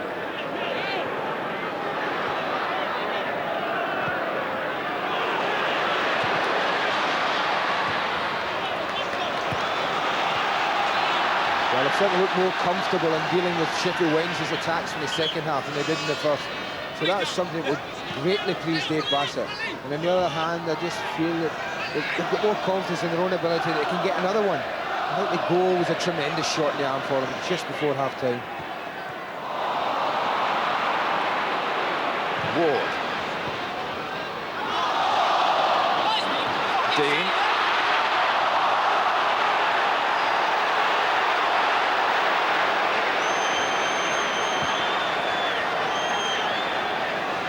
Viv Anderson, who's won so much, but never this particular competition. Quite successful in the League Cup with Nottingham Forest and with Arsenal. European honours, of course, as well.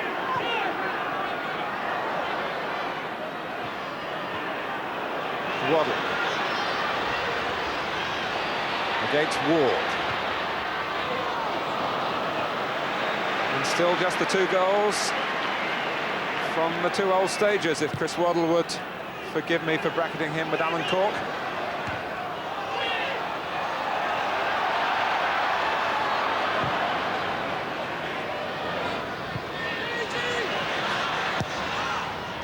As we approach the final 10 minutes of normal time, and I just will think back to you and I talking before the game even started about the age difference in the sides and how half a dozen of this Sheffield Wednesday side were over 30, and I just wonder as we approach the 80th minute whether that's going to come more and more to bear in the game.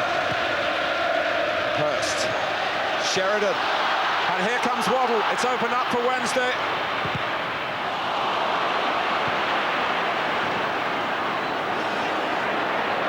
Chris Waddle didn't want to go on his right side, preferred to check back to the left foot, which he's wielded so effectively in the game.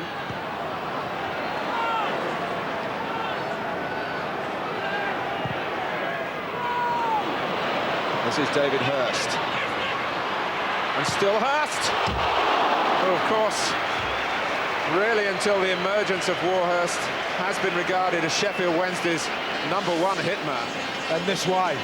Great control, couple of little dummies, creates the opening for him, but he just screws his shot wide.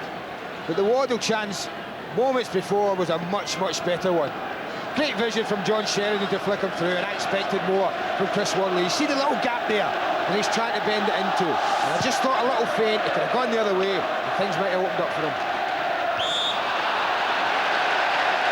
Cork gets a free kick and trudges forward as the game goes on.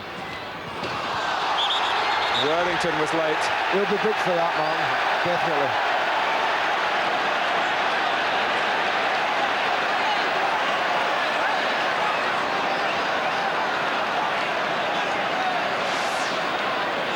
See it again, French Carr just nicks it away, and he's totally lost Worthington, and he would have been dead there. Well, I have a feeling that that might keep Nigel Worthington out of the League Cup final. Reports from Sheffield this week that suggested he was one booking away from a ban, which happens in 2 weeks' time, of course. That's the weekend when Sheffield Wednesday come back to Wembley. Flags up. Never quite sure the players how many points that they get when the reports come in, but you fear for Worthington. It's a tight decision, the offside. Look how late the flag goes up. The ball's well on the way before the linesman raises his flag.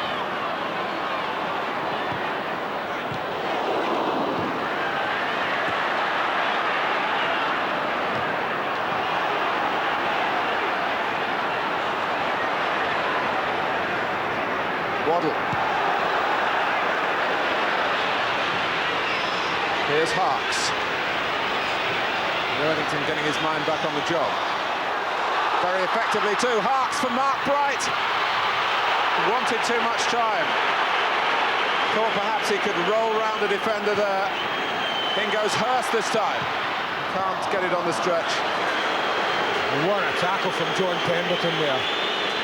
That was a super move. Franz Carr goes to sleep there, you see, and doesn't track John Harkes, who cleverly picks up Bright. But watch Pemberton here. How timely that tackle was. Excellent defending. Well, the two that played together in an FA Cup final for Crystal Palace.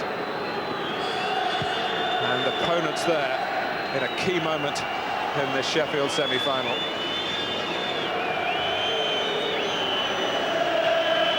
Seven minutes away from extra time. You wouldn't want to make a mistake if you were a player now and cost your side the game, but oh, to be a hero.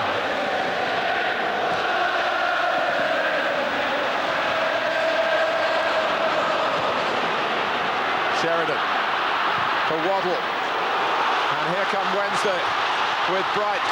Hirst tearing into the centre. Sheridan is there as well. It's Hirst! Well, he hit it well enough, but the goalkeeper bettered him. Well, if Chris Waddle had only been involved more in this second half, it was his sensational crossfield pass from Waddle that releases Mark Bright, and this is where he becomes unselfish. He sees his strike partner, he hits it very well, and that is a magnificent save from Alan Kelly. The typical thing in the world to go that low down when the ball's that close to you.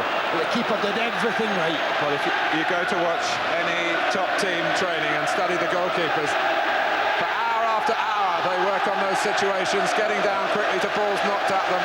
You'd think it would drive them mad in training, but that's what they do it for. He's become a Wembley hero. You talked about somebody scoring a goal. We shouldn't neglect the goalkeepers who stop them and keep their sides alive, as Kelly did then. If Hirst scores, then at Hillsborough, I think they'd be going crazy. Here's Carr. Hodges in the centre. Carr looks for him. And Nielsen just gets there first. Danger not over for Wednesday. Whipped back in by Hodges. It was a marvellous header by Anderson.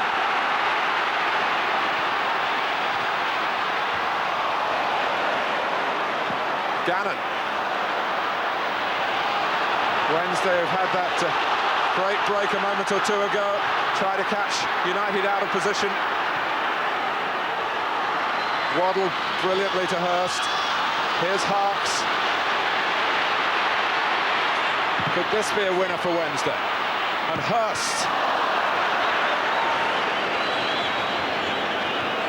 They scored a marvellous equaliser in the derby earlier this year, and his team really needed it. That one was a difficult chance.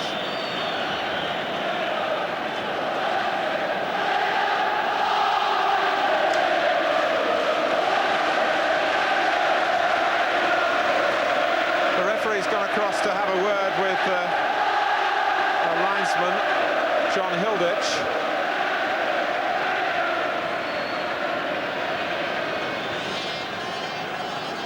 One can only assume that he's been complaining about some comments passed by a player. John Hilditch, incidentally, was a linesman remembered by Blackburn Rovers. On his say-so, Tim Sherwood was sent off in a recent match at Goodison Park. You can see John Pemberton being singled out. If we look back at the linesman again, you can see his international badge there. He is a FIFA linesman, John Hilditch, and a stickler for discipline.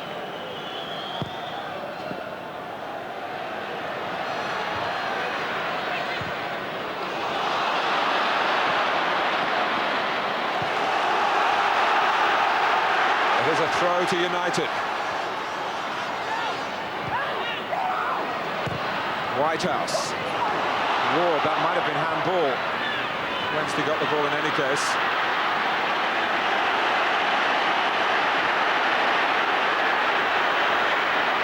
Any goal scorer now will be the most talked about person in the city of Sheffield for many a moon. Waddle. Too long for Bright, but not for Sheridan. They regroup in the centre. Sheridan. Oh! Well, there was more pace on it than you imagined because there was hardly any backlift in the shot. Yeah, if he'd have set this out a yard to the left, and Alan Kelly couldn't have saved that. But again, it was near enough the goalkeeper to allow him to produce another fine save. In from Worthington. Knocked away off the head of Anderson.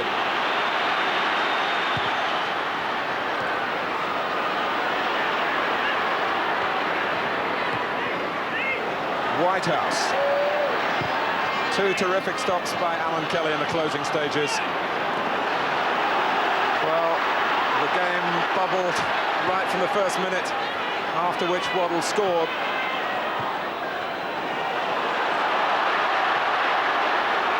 I suppose it would be appropriate if we had a last-minute winner.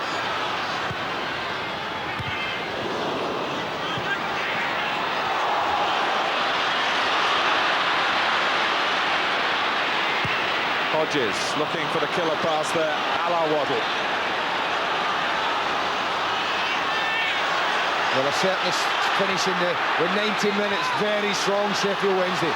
This has been their best spell of the second half. Oh, it'll hold up for Harkes, and it's a hold in the grasp of Kelly. Well, Mark Bright's furious with John Harkes, and he's got every right to be. He's just passed by a glorious chance of providing Mark Bright with a winning goal. He thinks he's offside and checks. He goes on, but look at Mark Bright. Anything rolled beyond Alan Kelly, Mark Bright couldn't possibly have missed.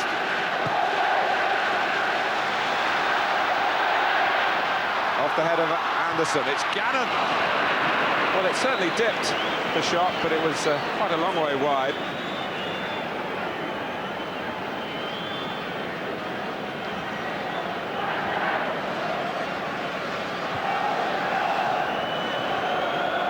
Well, for all the class in Sheffield Wednesday's ranks and superior passing skill, they haven't been able to shake off Sheffield United.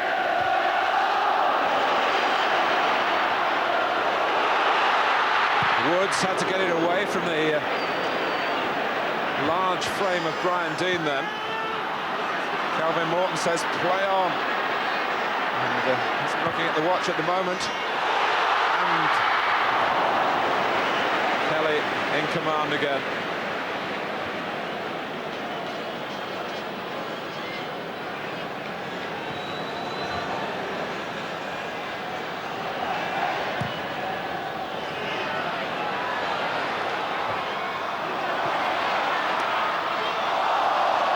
to United in stoppage time. What a time to win it.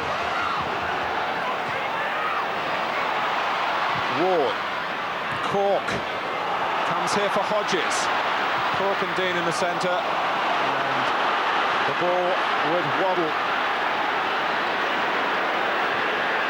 Sheridan accelerating and not able to find the stride of Hurst. The back being played further forward. Hurst could have taken that on. But here's Harks, Bright's there, it's a tap-in, is it? No! It's a corner. Well, What a finish. Dean Whitehouse just gambled everything there on getting a block, and it paid off for him. This time, John Hart spots Mark Bright. But watch Whitehouse, comes from nowhere, throws himself at Mark Bright, and what a crucial block. Maybe the last corner in normal time. No, there'll be another one.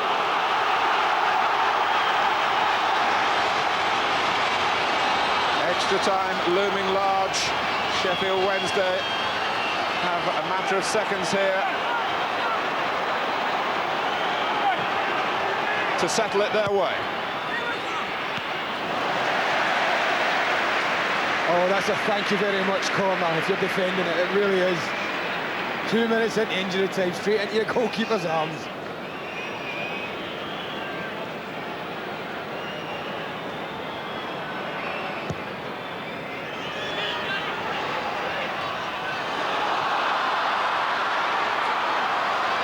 Here's Carr.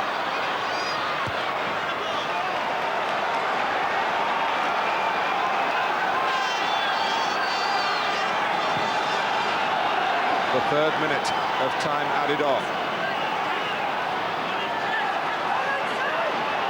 Chris Waddle gave this semi-final a simply sensational start.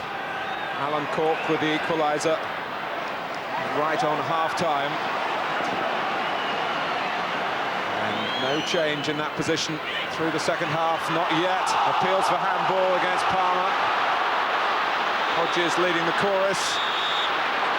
And it is the last act. We go to extra time. Alan Kelly with a series of outstanding saves, preserving Sheffield United's position. You will miss. The game gets underway. His first touch here of the semi-final to start extra time.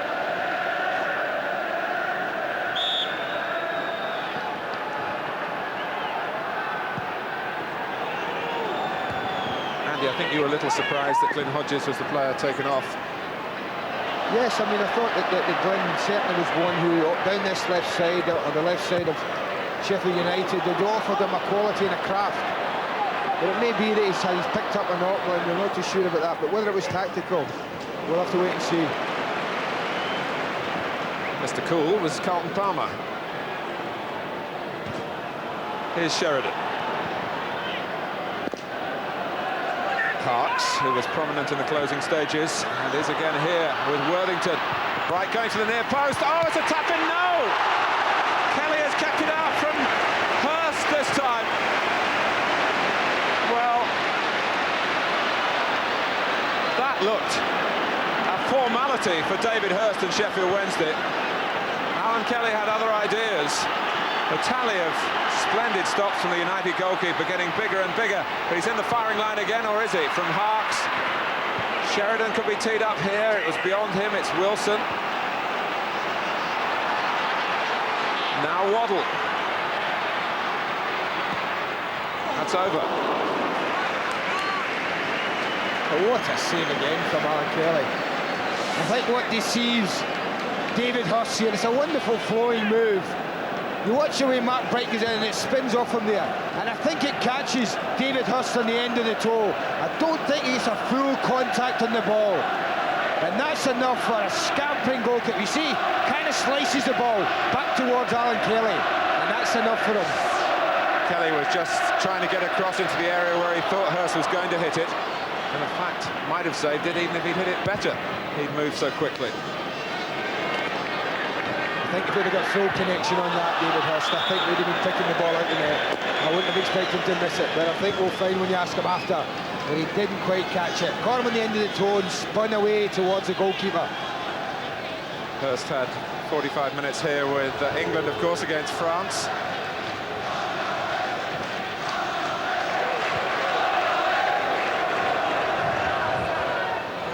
Dave Bassett incidentally made that change, we've learnt, involving Glyn Hodges for tactical reasons. There was no injury.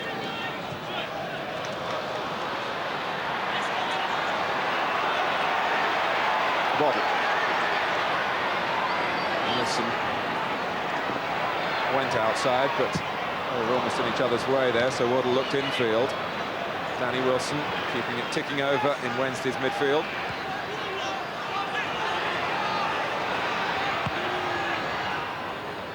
On from Bright, Hirst couldn't quite get in front totally of Gage, got to the ball first, then Gage was able to block off any attempt by Hirst to follow it in. But Wednesday have certainly had the chances. And the old expression of whether your name's on it. Maybe Sheffield United, who have struggled so much in their other games, but have kept afloat. But here's Sheridan examining their defending again. Bright. Wilson. It's an easy ball wide to Waddle.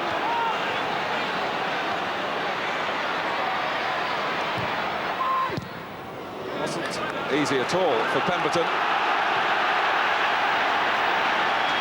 And Sheffield Wednesday have a corner. Hoyland with responsibilities to be the first defender. I just noticed Dave Bassett's halfway down the track trying to attract, I think it must be Adrian Littlejohn, so he's obviously thinking of making another substitution. Clipped in by Waddle over Hoyland. Gannon got it away. United move out. Sheridan. Bright. And Alan Kelly continues really to defy description. Sometimes when shots are mishit as that one is by Bright, they're even harder to stop. Well, he's just getting better and better, the goalkeeper today. Look at that for a stretch. Mishit into the corner, but came through 3 or 4 players. Dean headed it against Bright. Booted out of harm's way by Brian Gale. Yeah, that's a one-man defence at the moment. And the goalkeeper, really, we talk about it and you've mentioned it, names on cups. I mean, he's getting to the stage now where he's entitled to think, well, mine just might be on it. Wilson, Waddle. And all the saves coming after he was beaten after 60 seconds by this fella. That would have dampened the spirit of some goalkeepers. And all the shots really have been coming in from Sheffield Wednesday. Look at that. When you talk about names, Alan Kelly's name might have seemed a bit of a liability early in his career. Everybody expected him to be special because, given the same name as his father, he had no luck when he was knocked down in the street by a motorbike and had a broken leg, kept him out for a long time.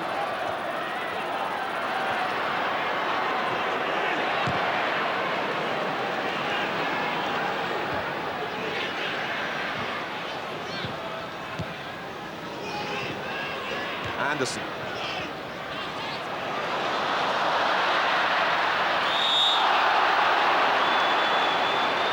But Sheffield Wednesday are used to this, Mark. They're used to conceding ground and pressure, and they'll risk big chances against them because they know that the way they play the game, there's always a chance that they will on their own create enough chances to get a goal.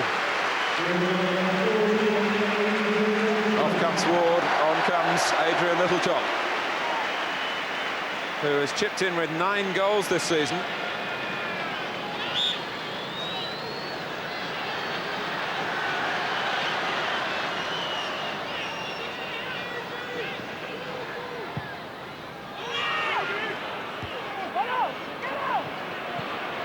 Parks.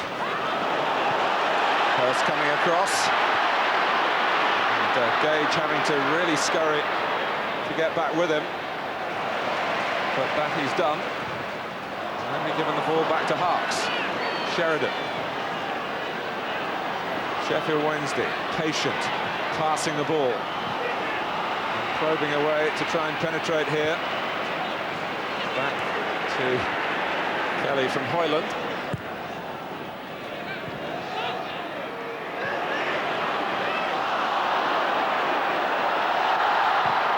They're looking for a bit more protection, the goalkeeper.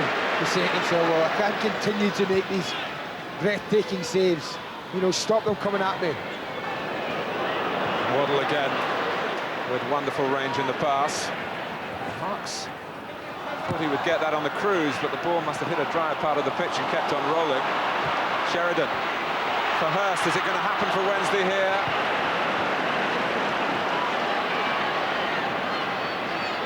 Littlejohn trying to be a little too fresh, and in the end fouling Palmer. It wasn't the best place to try and get into the game with some shimmy and some skill when there might have been a simple layoff for him. Waddle for Worthington. Hurst makes his run. Hoyland.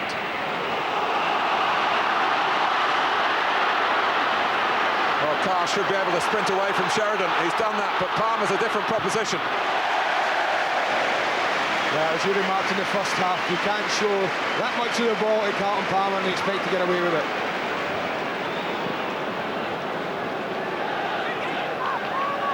There's a nice piece of camaraderie there between Franz Carr and Carlton Palmer.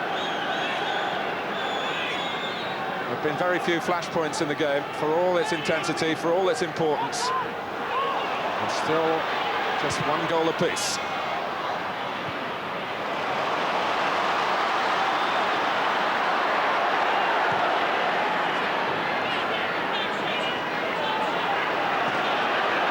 Sheridan. Waddle linking up with Hurst. Bright.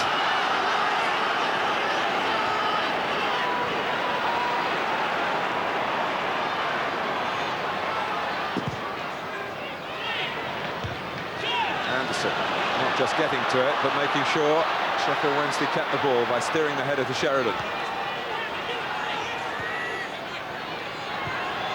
Times the pace has dropped to walking pace. You can understand that. Wednesday will try and accelerate around the area here. Hurst held off Pemberton. Now Waddle. You see what they're happy to do, though. They're happy to concede it there. They're happy to let Sheffield Wednesday have the ball in that area.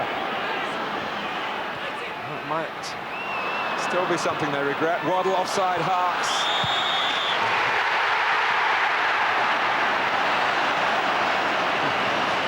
Well, Trevor Francis knew, and I'm sure John Harks did as well. I think he must have known, John. But you see, it's just playing in immediately, just drifted. It shows you the fine line, though, doesn't it, between offside and not. He was looking along that line. Interesting, what's been happening in the last couple of minutes in Sheffield Wednesday's part, it seems to have asked Alan Court to follow Chris Waddle all over the place, because every time Chris Waddle's wandered away from that right-hand side, and Alan Court's been tracking him all over the place. We just got a little dummy there from Chris Waddle and he was off. But that's going to be a tiring job for him. The two goal scorers now in direct opposition. But Waddle has the ball. Nielsen.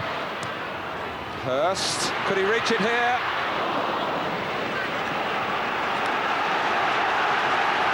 John Pemberton on the spot. A corner to Sheffield Wednesday. 3.5 minutes to go to half-time in extra time.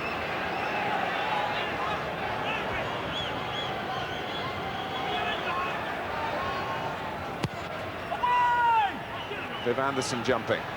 Hurst. Oh, Bright is offside. It's no goal. It's no goal. Rob Harris, the linesman, put the flag up instantly. Wait, this is close again. Let's take a careful look at it.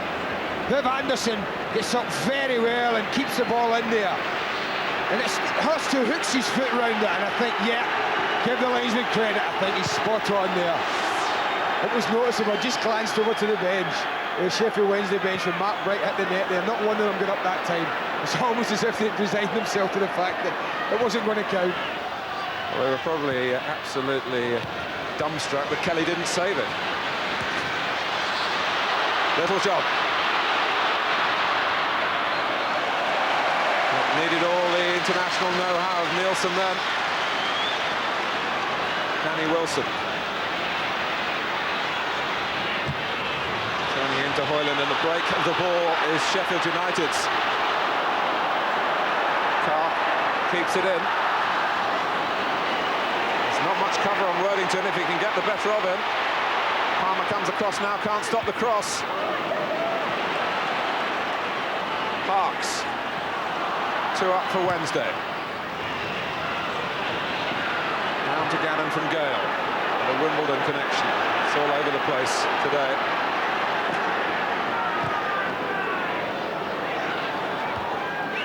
Palmer. Here's Hoyland. Gale.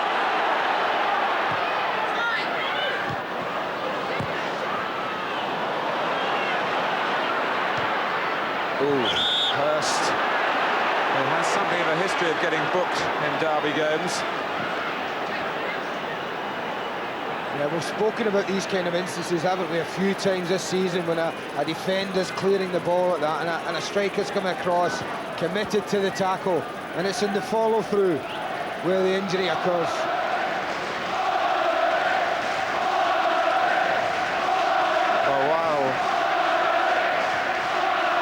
Is being checked out by Derek French.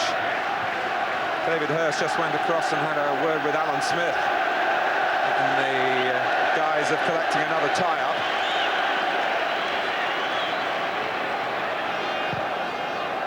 Launched in by Gage. Gale. That was an effort on target, but not one ever likely to trouble Woods. But that's what they'll keep doing. They'll accept all the pressure they have to cope with in the hope that one of those little knockbacks, little headers, they get the little break on it.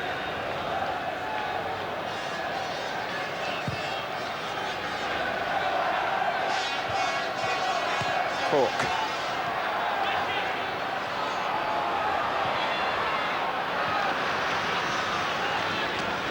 Very close to half-time here. The instructions are to the players to help the referee change the game round straight away. They're not instructions that are always obeyed. After the sapping efforts, Waddle. Parks, that's a corner off Gage, but there's not time for it. Half-time, in extra time, no change. And Alan Kelly continues to make us look for superlatives to describe his goalkeeping.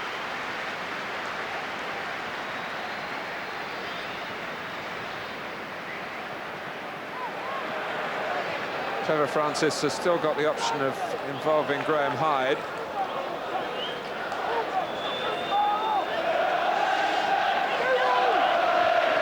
Dave Bassett, who won at Wembley as a player in the old Amateur Cup, went up and got the trophy as captain of Walton and Hersham 20 years ago.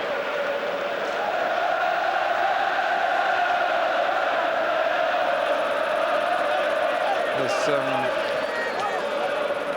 drinks being taken on the run because the referee wants to get the game restarted, as he must. 15 minutes to change proceedings, otherwise Sheffield will set off on Wednesday night for the city of Manchester and Old Trafford.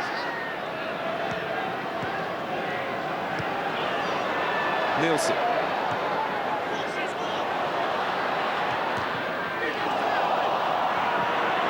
Cork staying as the left midfield man. That's a very good clearance. Sheridan.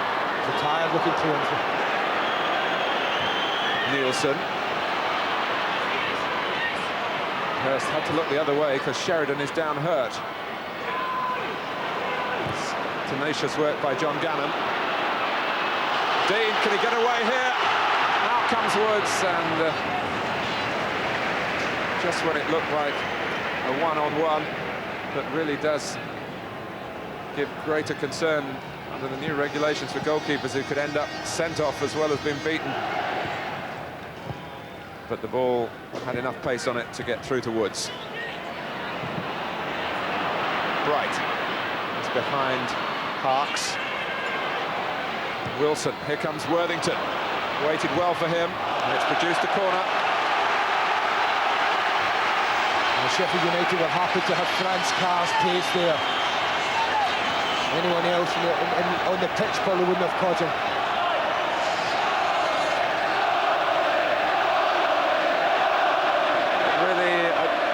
And for long periods has been Sheffield Wednesday's game for the taking, but they haven't been able to take it. Not yet. Bright, maybe now. And Sheffield United, who pride themselves on their own set pieces, have been caught by their own tricks. A straightforward goal from the corner. Well, I think Brian Deane will be looking at himself. He allows Mark Bright to just throw behind him in that near post area, and a free header that you wouldn't expect Mark Bright to miss. Just look at that. He's pulled in behind Brian Deane. No one on the near post. It's a simple header in from Mark Bright. So, Sheffield Wednesday lead for the second time. Can they hold it this time?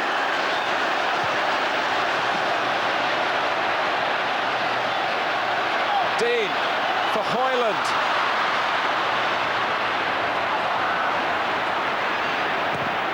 And Worthington puts it away. Alan Kelly could do nothing. He couldn't go on making save after save, especially when his defence performed so poorly at an ordinary straightforward corner.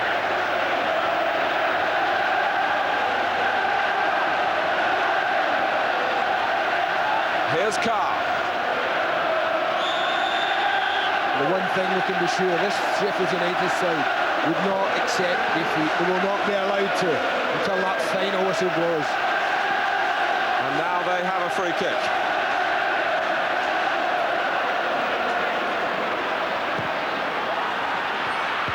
Oh, Dean got to that too. And swinging into the shot was Pemberton.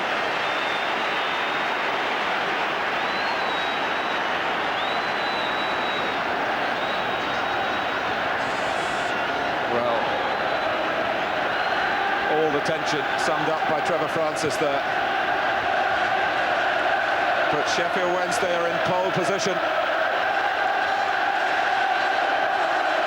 Hoyland.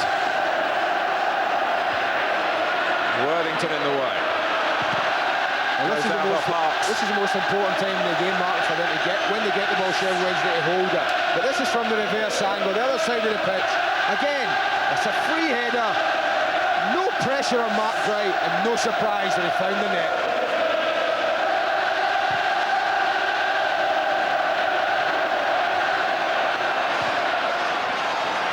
Palmer.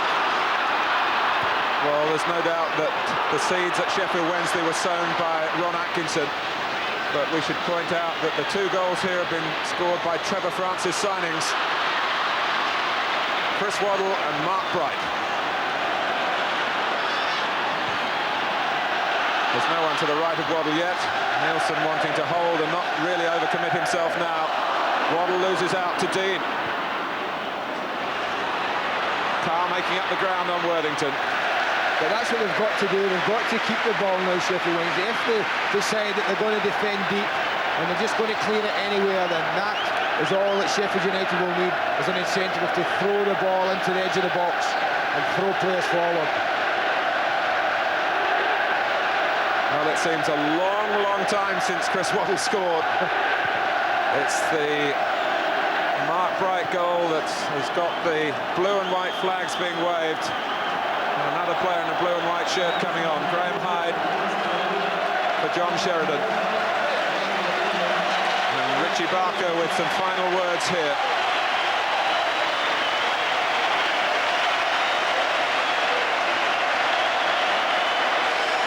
great that. You see the intensity in Richie Barker's face there, giving Graham Hyde his last-minute instructions.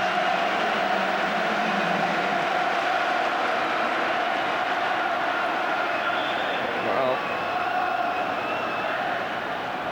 a free kick taken by Pemberton. Gale got to it. Gannon trying to get to the ball as it dropped, but it wouldn't fall quickly enough for him. Hoyland will prod to Whitehouse, who certainly won't give it up. Off the foot of Anderson. United's throw.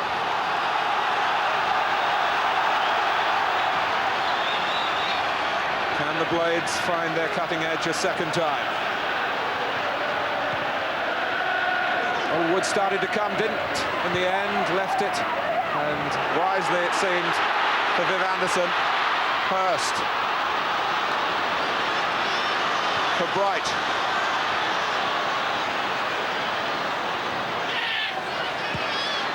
Here's Hyde. He's only got Hurst to look for, and Hurst really wasn't helping him with any great movement. May not be the wisest thing for Sheffield Wednesday just to think about containment, although they're running the clock down and maybe doing a bit more than that now. Hurst. It's possession. That's their weapon now. That's the one they must use. Keep the ball off of Sheffield United, they're the same. To be fair, they've got the players out there, Mark, who are comfortable and capable of doing that. Wilson goes wider now for Harkes. It's been a tribute to his athleticism. He's not played for 4 weeks after that dislocated toe. His corner, of course, but Bright knocked in.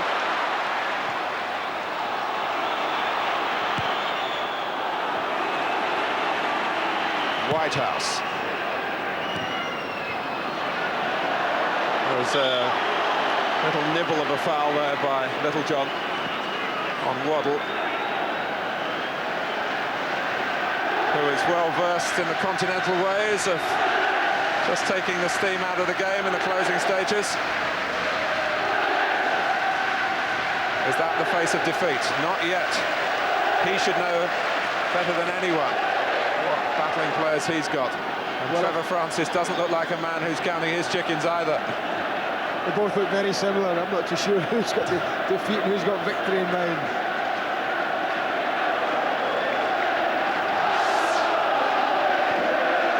Oh, that's a short one. Oh, that's the short one.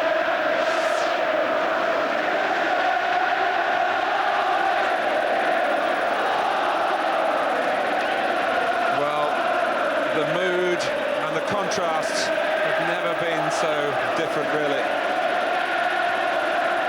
The two sides of Sheffield split by their emotions now. Coming up, of course, thick and fast, the mega matches on Sky Sports. Norwich City against Manchester United, the Good Friday double, Wimbledon against Crystal Palace, and Sheffield United in their quest for Premier League points against Manchester City.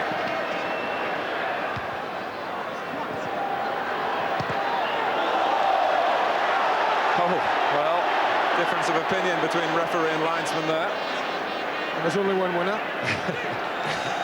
And that's to the benefit of Sheffield United.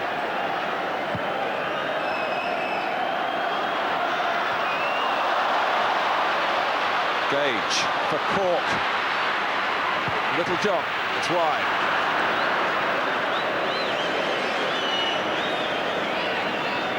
And there's little more than 5 minutes to go.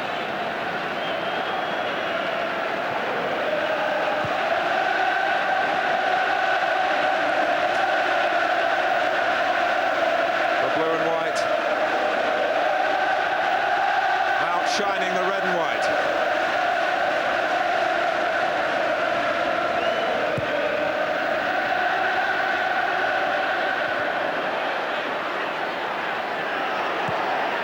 Whitehouse, Pemberton rather, who played the ball forward, and now United have a free kick. There's no guessing, no prizes for guessing where this is going. Cork trying to claim it. Gage, great block by Hyde. Bright won't reach that. Little John trying to get it in where it'll hurt Sheffield Wednesday. More rangy running from Harks. And then it's given away. Free up for United. Hyde. Sheffield Wednesday have needed the breadth of their squad with so many matches, so many cup ties. Hyde. Another goal here would make certain that Sheffield Wednesday would be in 2 cup finals.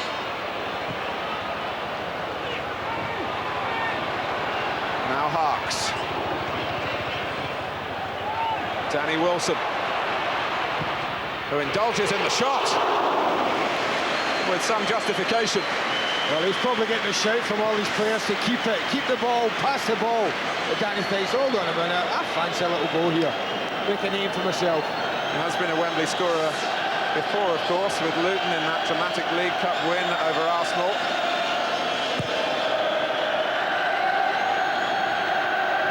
Dean.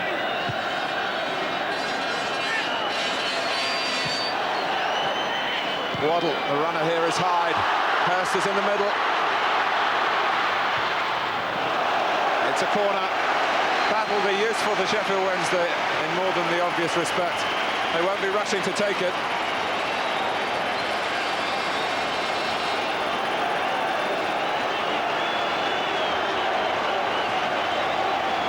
But nothing is being taken for granted here. Waddle waiting for Bright to come into an area that he can't be tracked by Hoyland. Referee is wanting Hoyland to come back. It's only using up his own time. Bright for Waddle. Well, this is how it started, of course, with Waddle weaving a spell. Wednesday didn't eventually get into a winning position through that. Onside is Bright. Palmer has joined Hurst in the centre. Bright goes on and on. And Kelly adds to the catalogue of stops. And there's still time for United, perhaps. Nielsen. Still time, but they have to get the ball back. Wilson. Oh, I don't think Waddle wanted to stretch the legs that much. Gale had to. Littlejohn.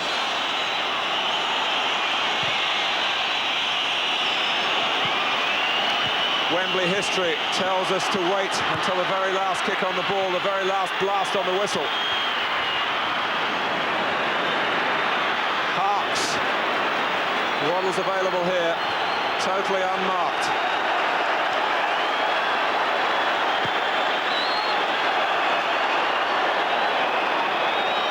Well, he's some runner, John Harks. He's fitted so well to the British game, coming as an established international with the United States. A World Cup player, of course, in Italy.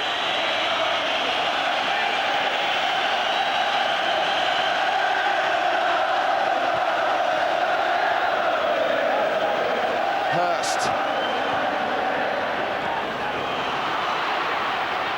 Bright. Here is Harks. And still not the cushion of a 2-goal lead.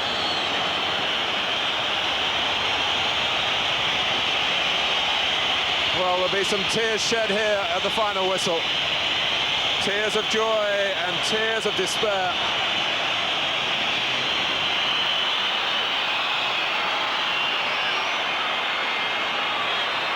Carr. It's all in the mind of the referee now.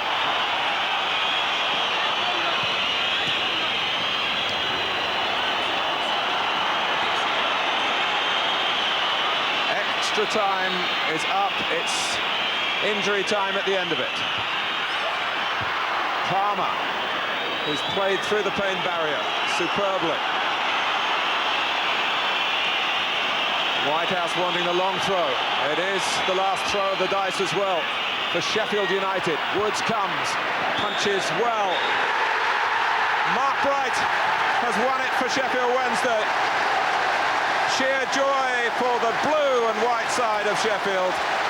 All the emotion of semi-final success, topped up by the extra delight of triumph in a derby, plus the double of reaching both major cup finals in the same season. All that has come the way of Trevor Francis and his team and their followers on this extraordinary afternoon at Wembley. Wednesday's class never in doubt. The commitment to cope with United's buoyant battling approach was there in the end as well. Having taken the lead so early when Chris Waddle conducted the orchestra, but United found a tune of their own through Alan Cork's equaliser, and then it was nip and tuck with Alan Kelly so prominent in the Sheffield United goal. But United have to come to terms with defeat. Dave Bassett's team lacked Wednesday's Wembley experience, and in the end weren't able to sustain their style in the way they have done in recent derbies. Sheffield Wednesday have so much to look forward to. April the 18th here against Arsenal in the Coca-Cola Cup, and now against Arsenal or Tottenham on the 15th of May. Sheffield Wednesday, who have not won this competition for 58 years, will be walking out at Wembley in the final of the FA Cup. It's too much for Brian Gale. Look at that. The terrible sinking feeling when success has eluded Sheffield United. Andy Gray, emotional extremes. I'm not surprised to see Brian Gale like that, and I'm sure there are one or two other Sheffield United players exactly the same. It's the worst round of the FA Cup to lose. You get so close and to be knocked out with your greatest rivals. I'm not surprised it's too much for some of the Sheffield United players. But Alan Kelly, in the cold light of day, will look back on a day and take a great deal of satisfaction from his own personal performance. But at this particular moment, that's the last thing on his mind. It just shows, however great the individual, it's what the team does that matters. And Trevor Francis, who had to face criticism in his own city about the way Wednesday played the derbies last season, when they just couldn't battle it out and they were beaten home and away.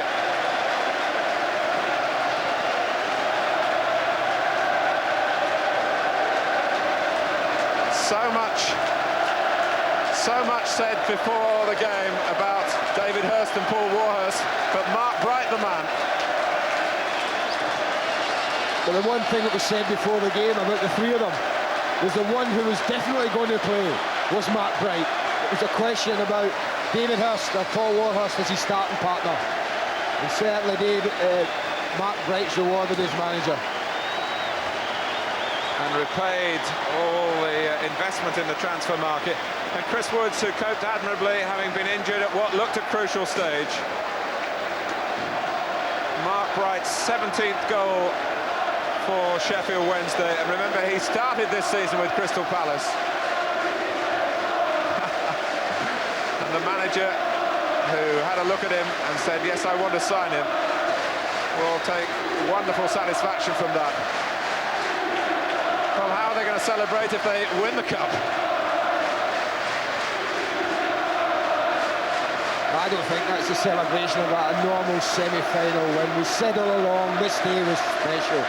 A day the city of Sheffield will remember for many, many a year. And I think it's a victory of a local derby with such importance placed upon it. As you might imagine, there are only Sheffield Wednesday players and the management team on the pitch. The Sheffield United beaten and bowed now have headed back to their dressing room. And this is going to be a lap of honour that will go on and on and on. Dane Whitehouse, who will feel it so deeply. Brought up in a side of Sheffield, predominantly United fans, a committed Unitedite.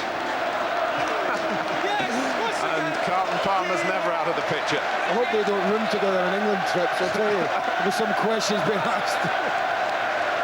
Well, that's what winning does to you. The fellowship of it all.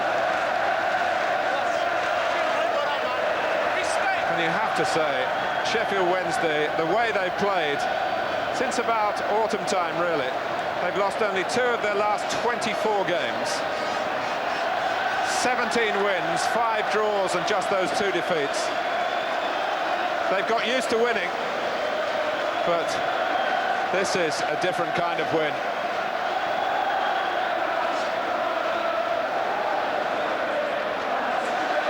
And the campaign for Chris Waddle to be allowed to resume his international career will gather more and more apace, I'm sure.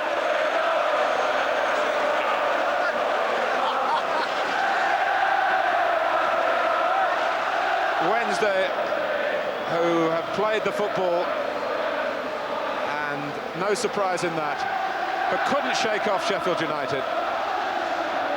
And even in the closing stages, you were never sure when the ball bobbled around in front of Chris Woods' goal that we wouldn't be going off to Old Trafford for another helping of it all on Wednesday night. But Arsenal and Tottenham come here tomorrow knowing who they play if they win.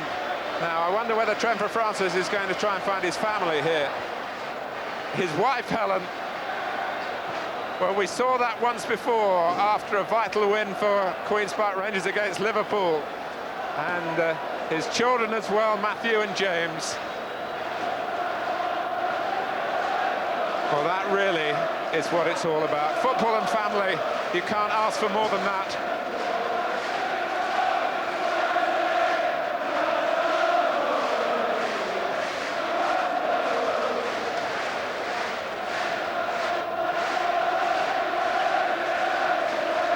I just wonder whether he'll be tempted to pick himself as a player. They'd have to have 1 or 2 injuries. He played quite recently, of course,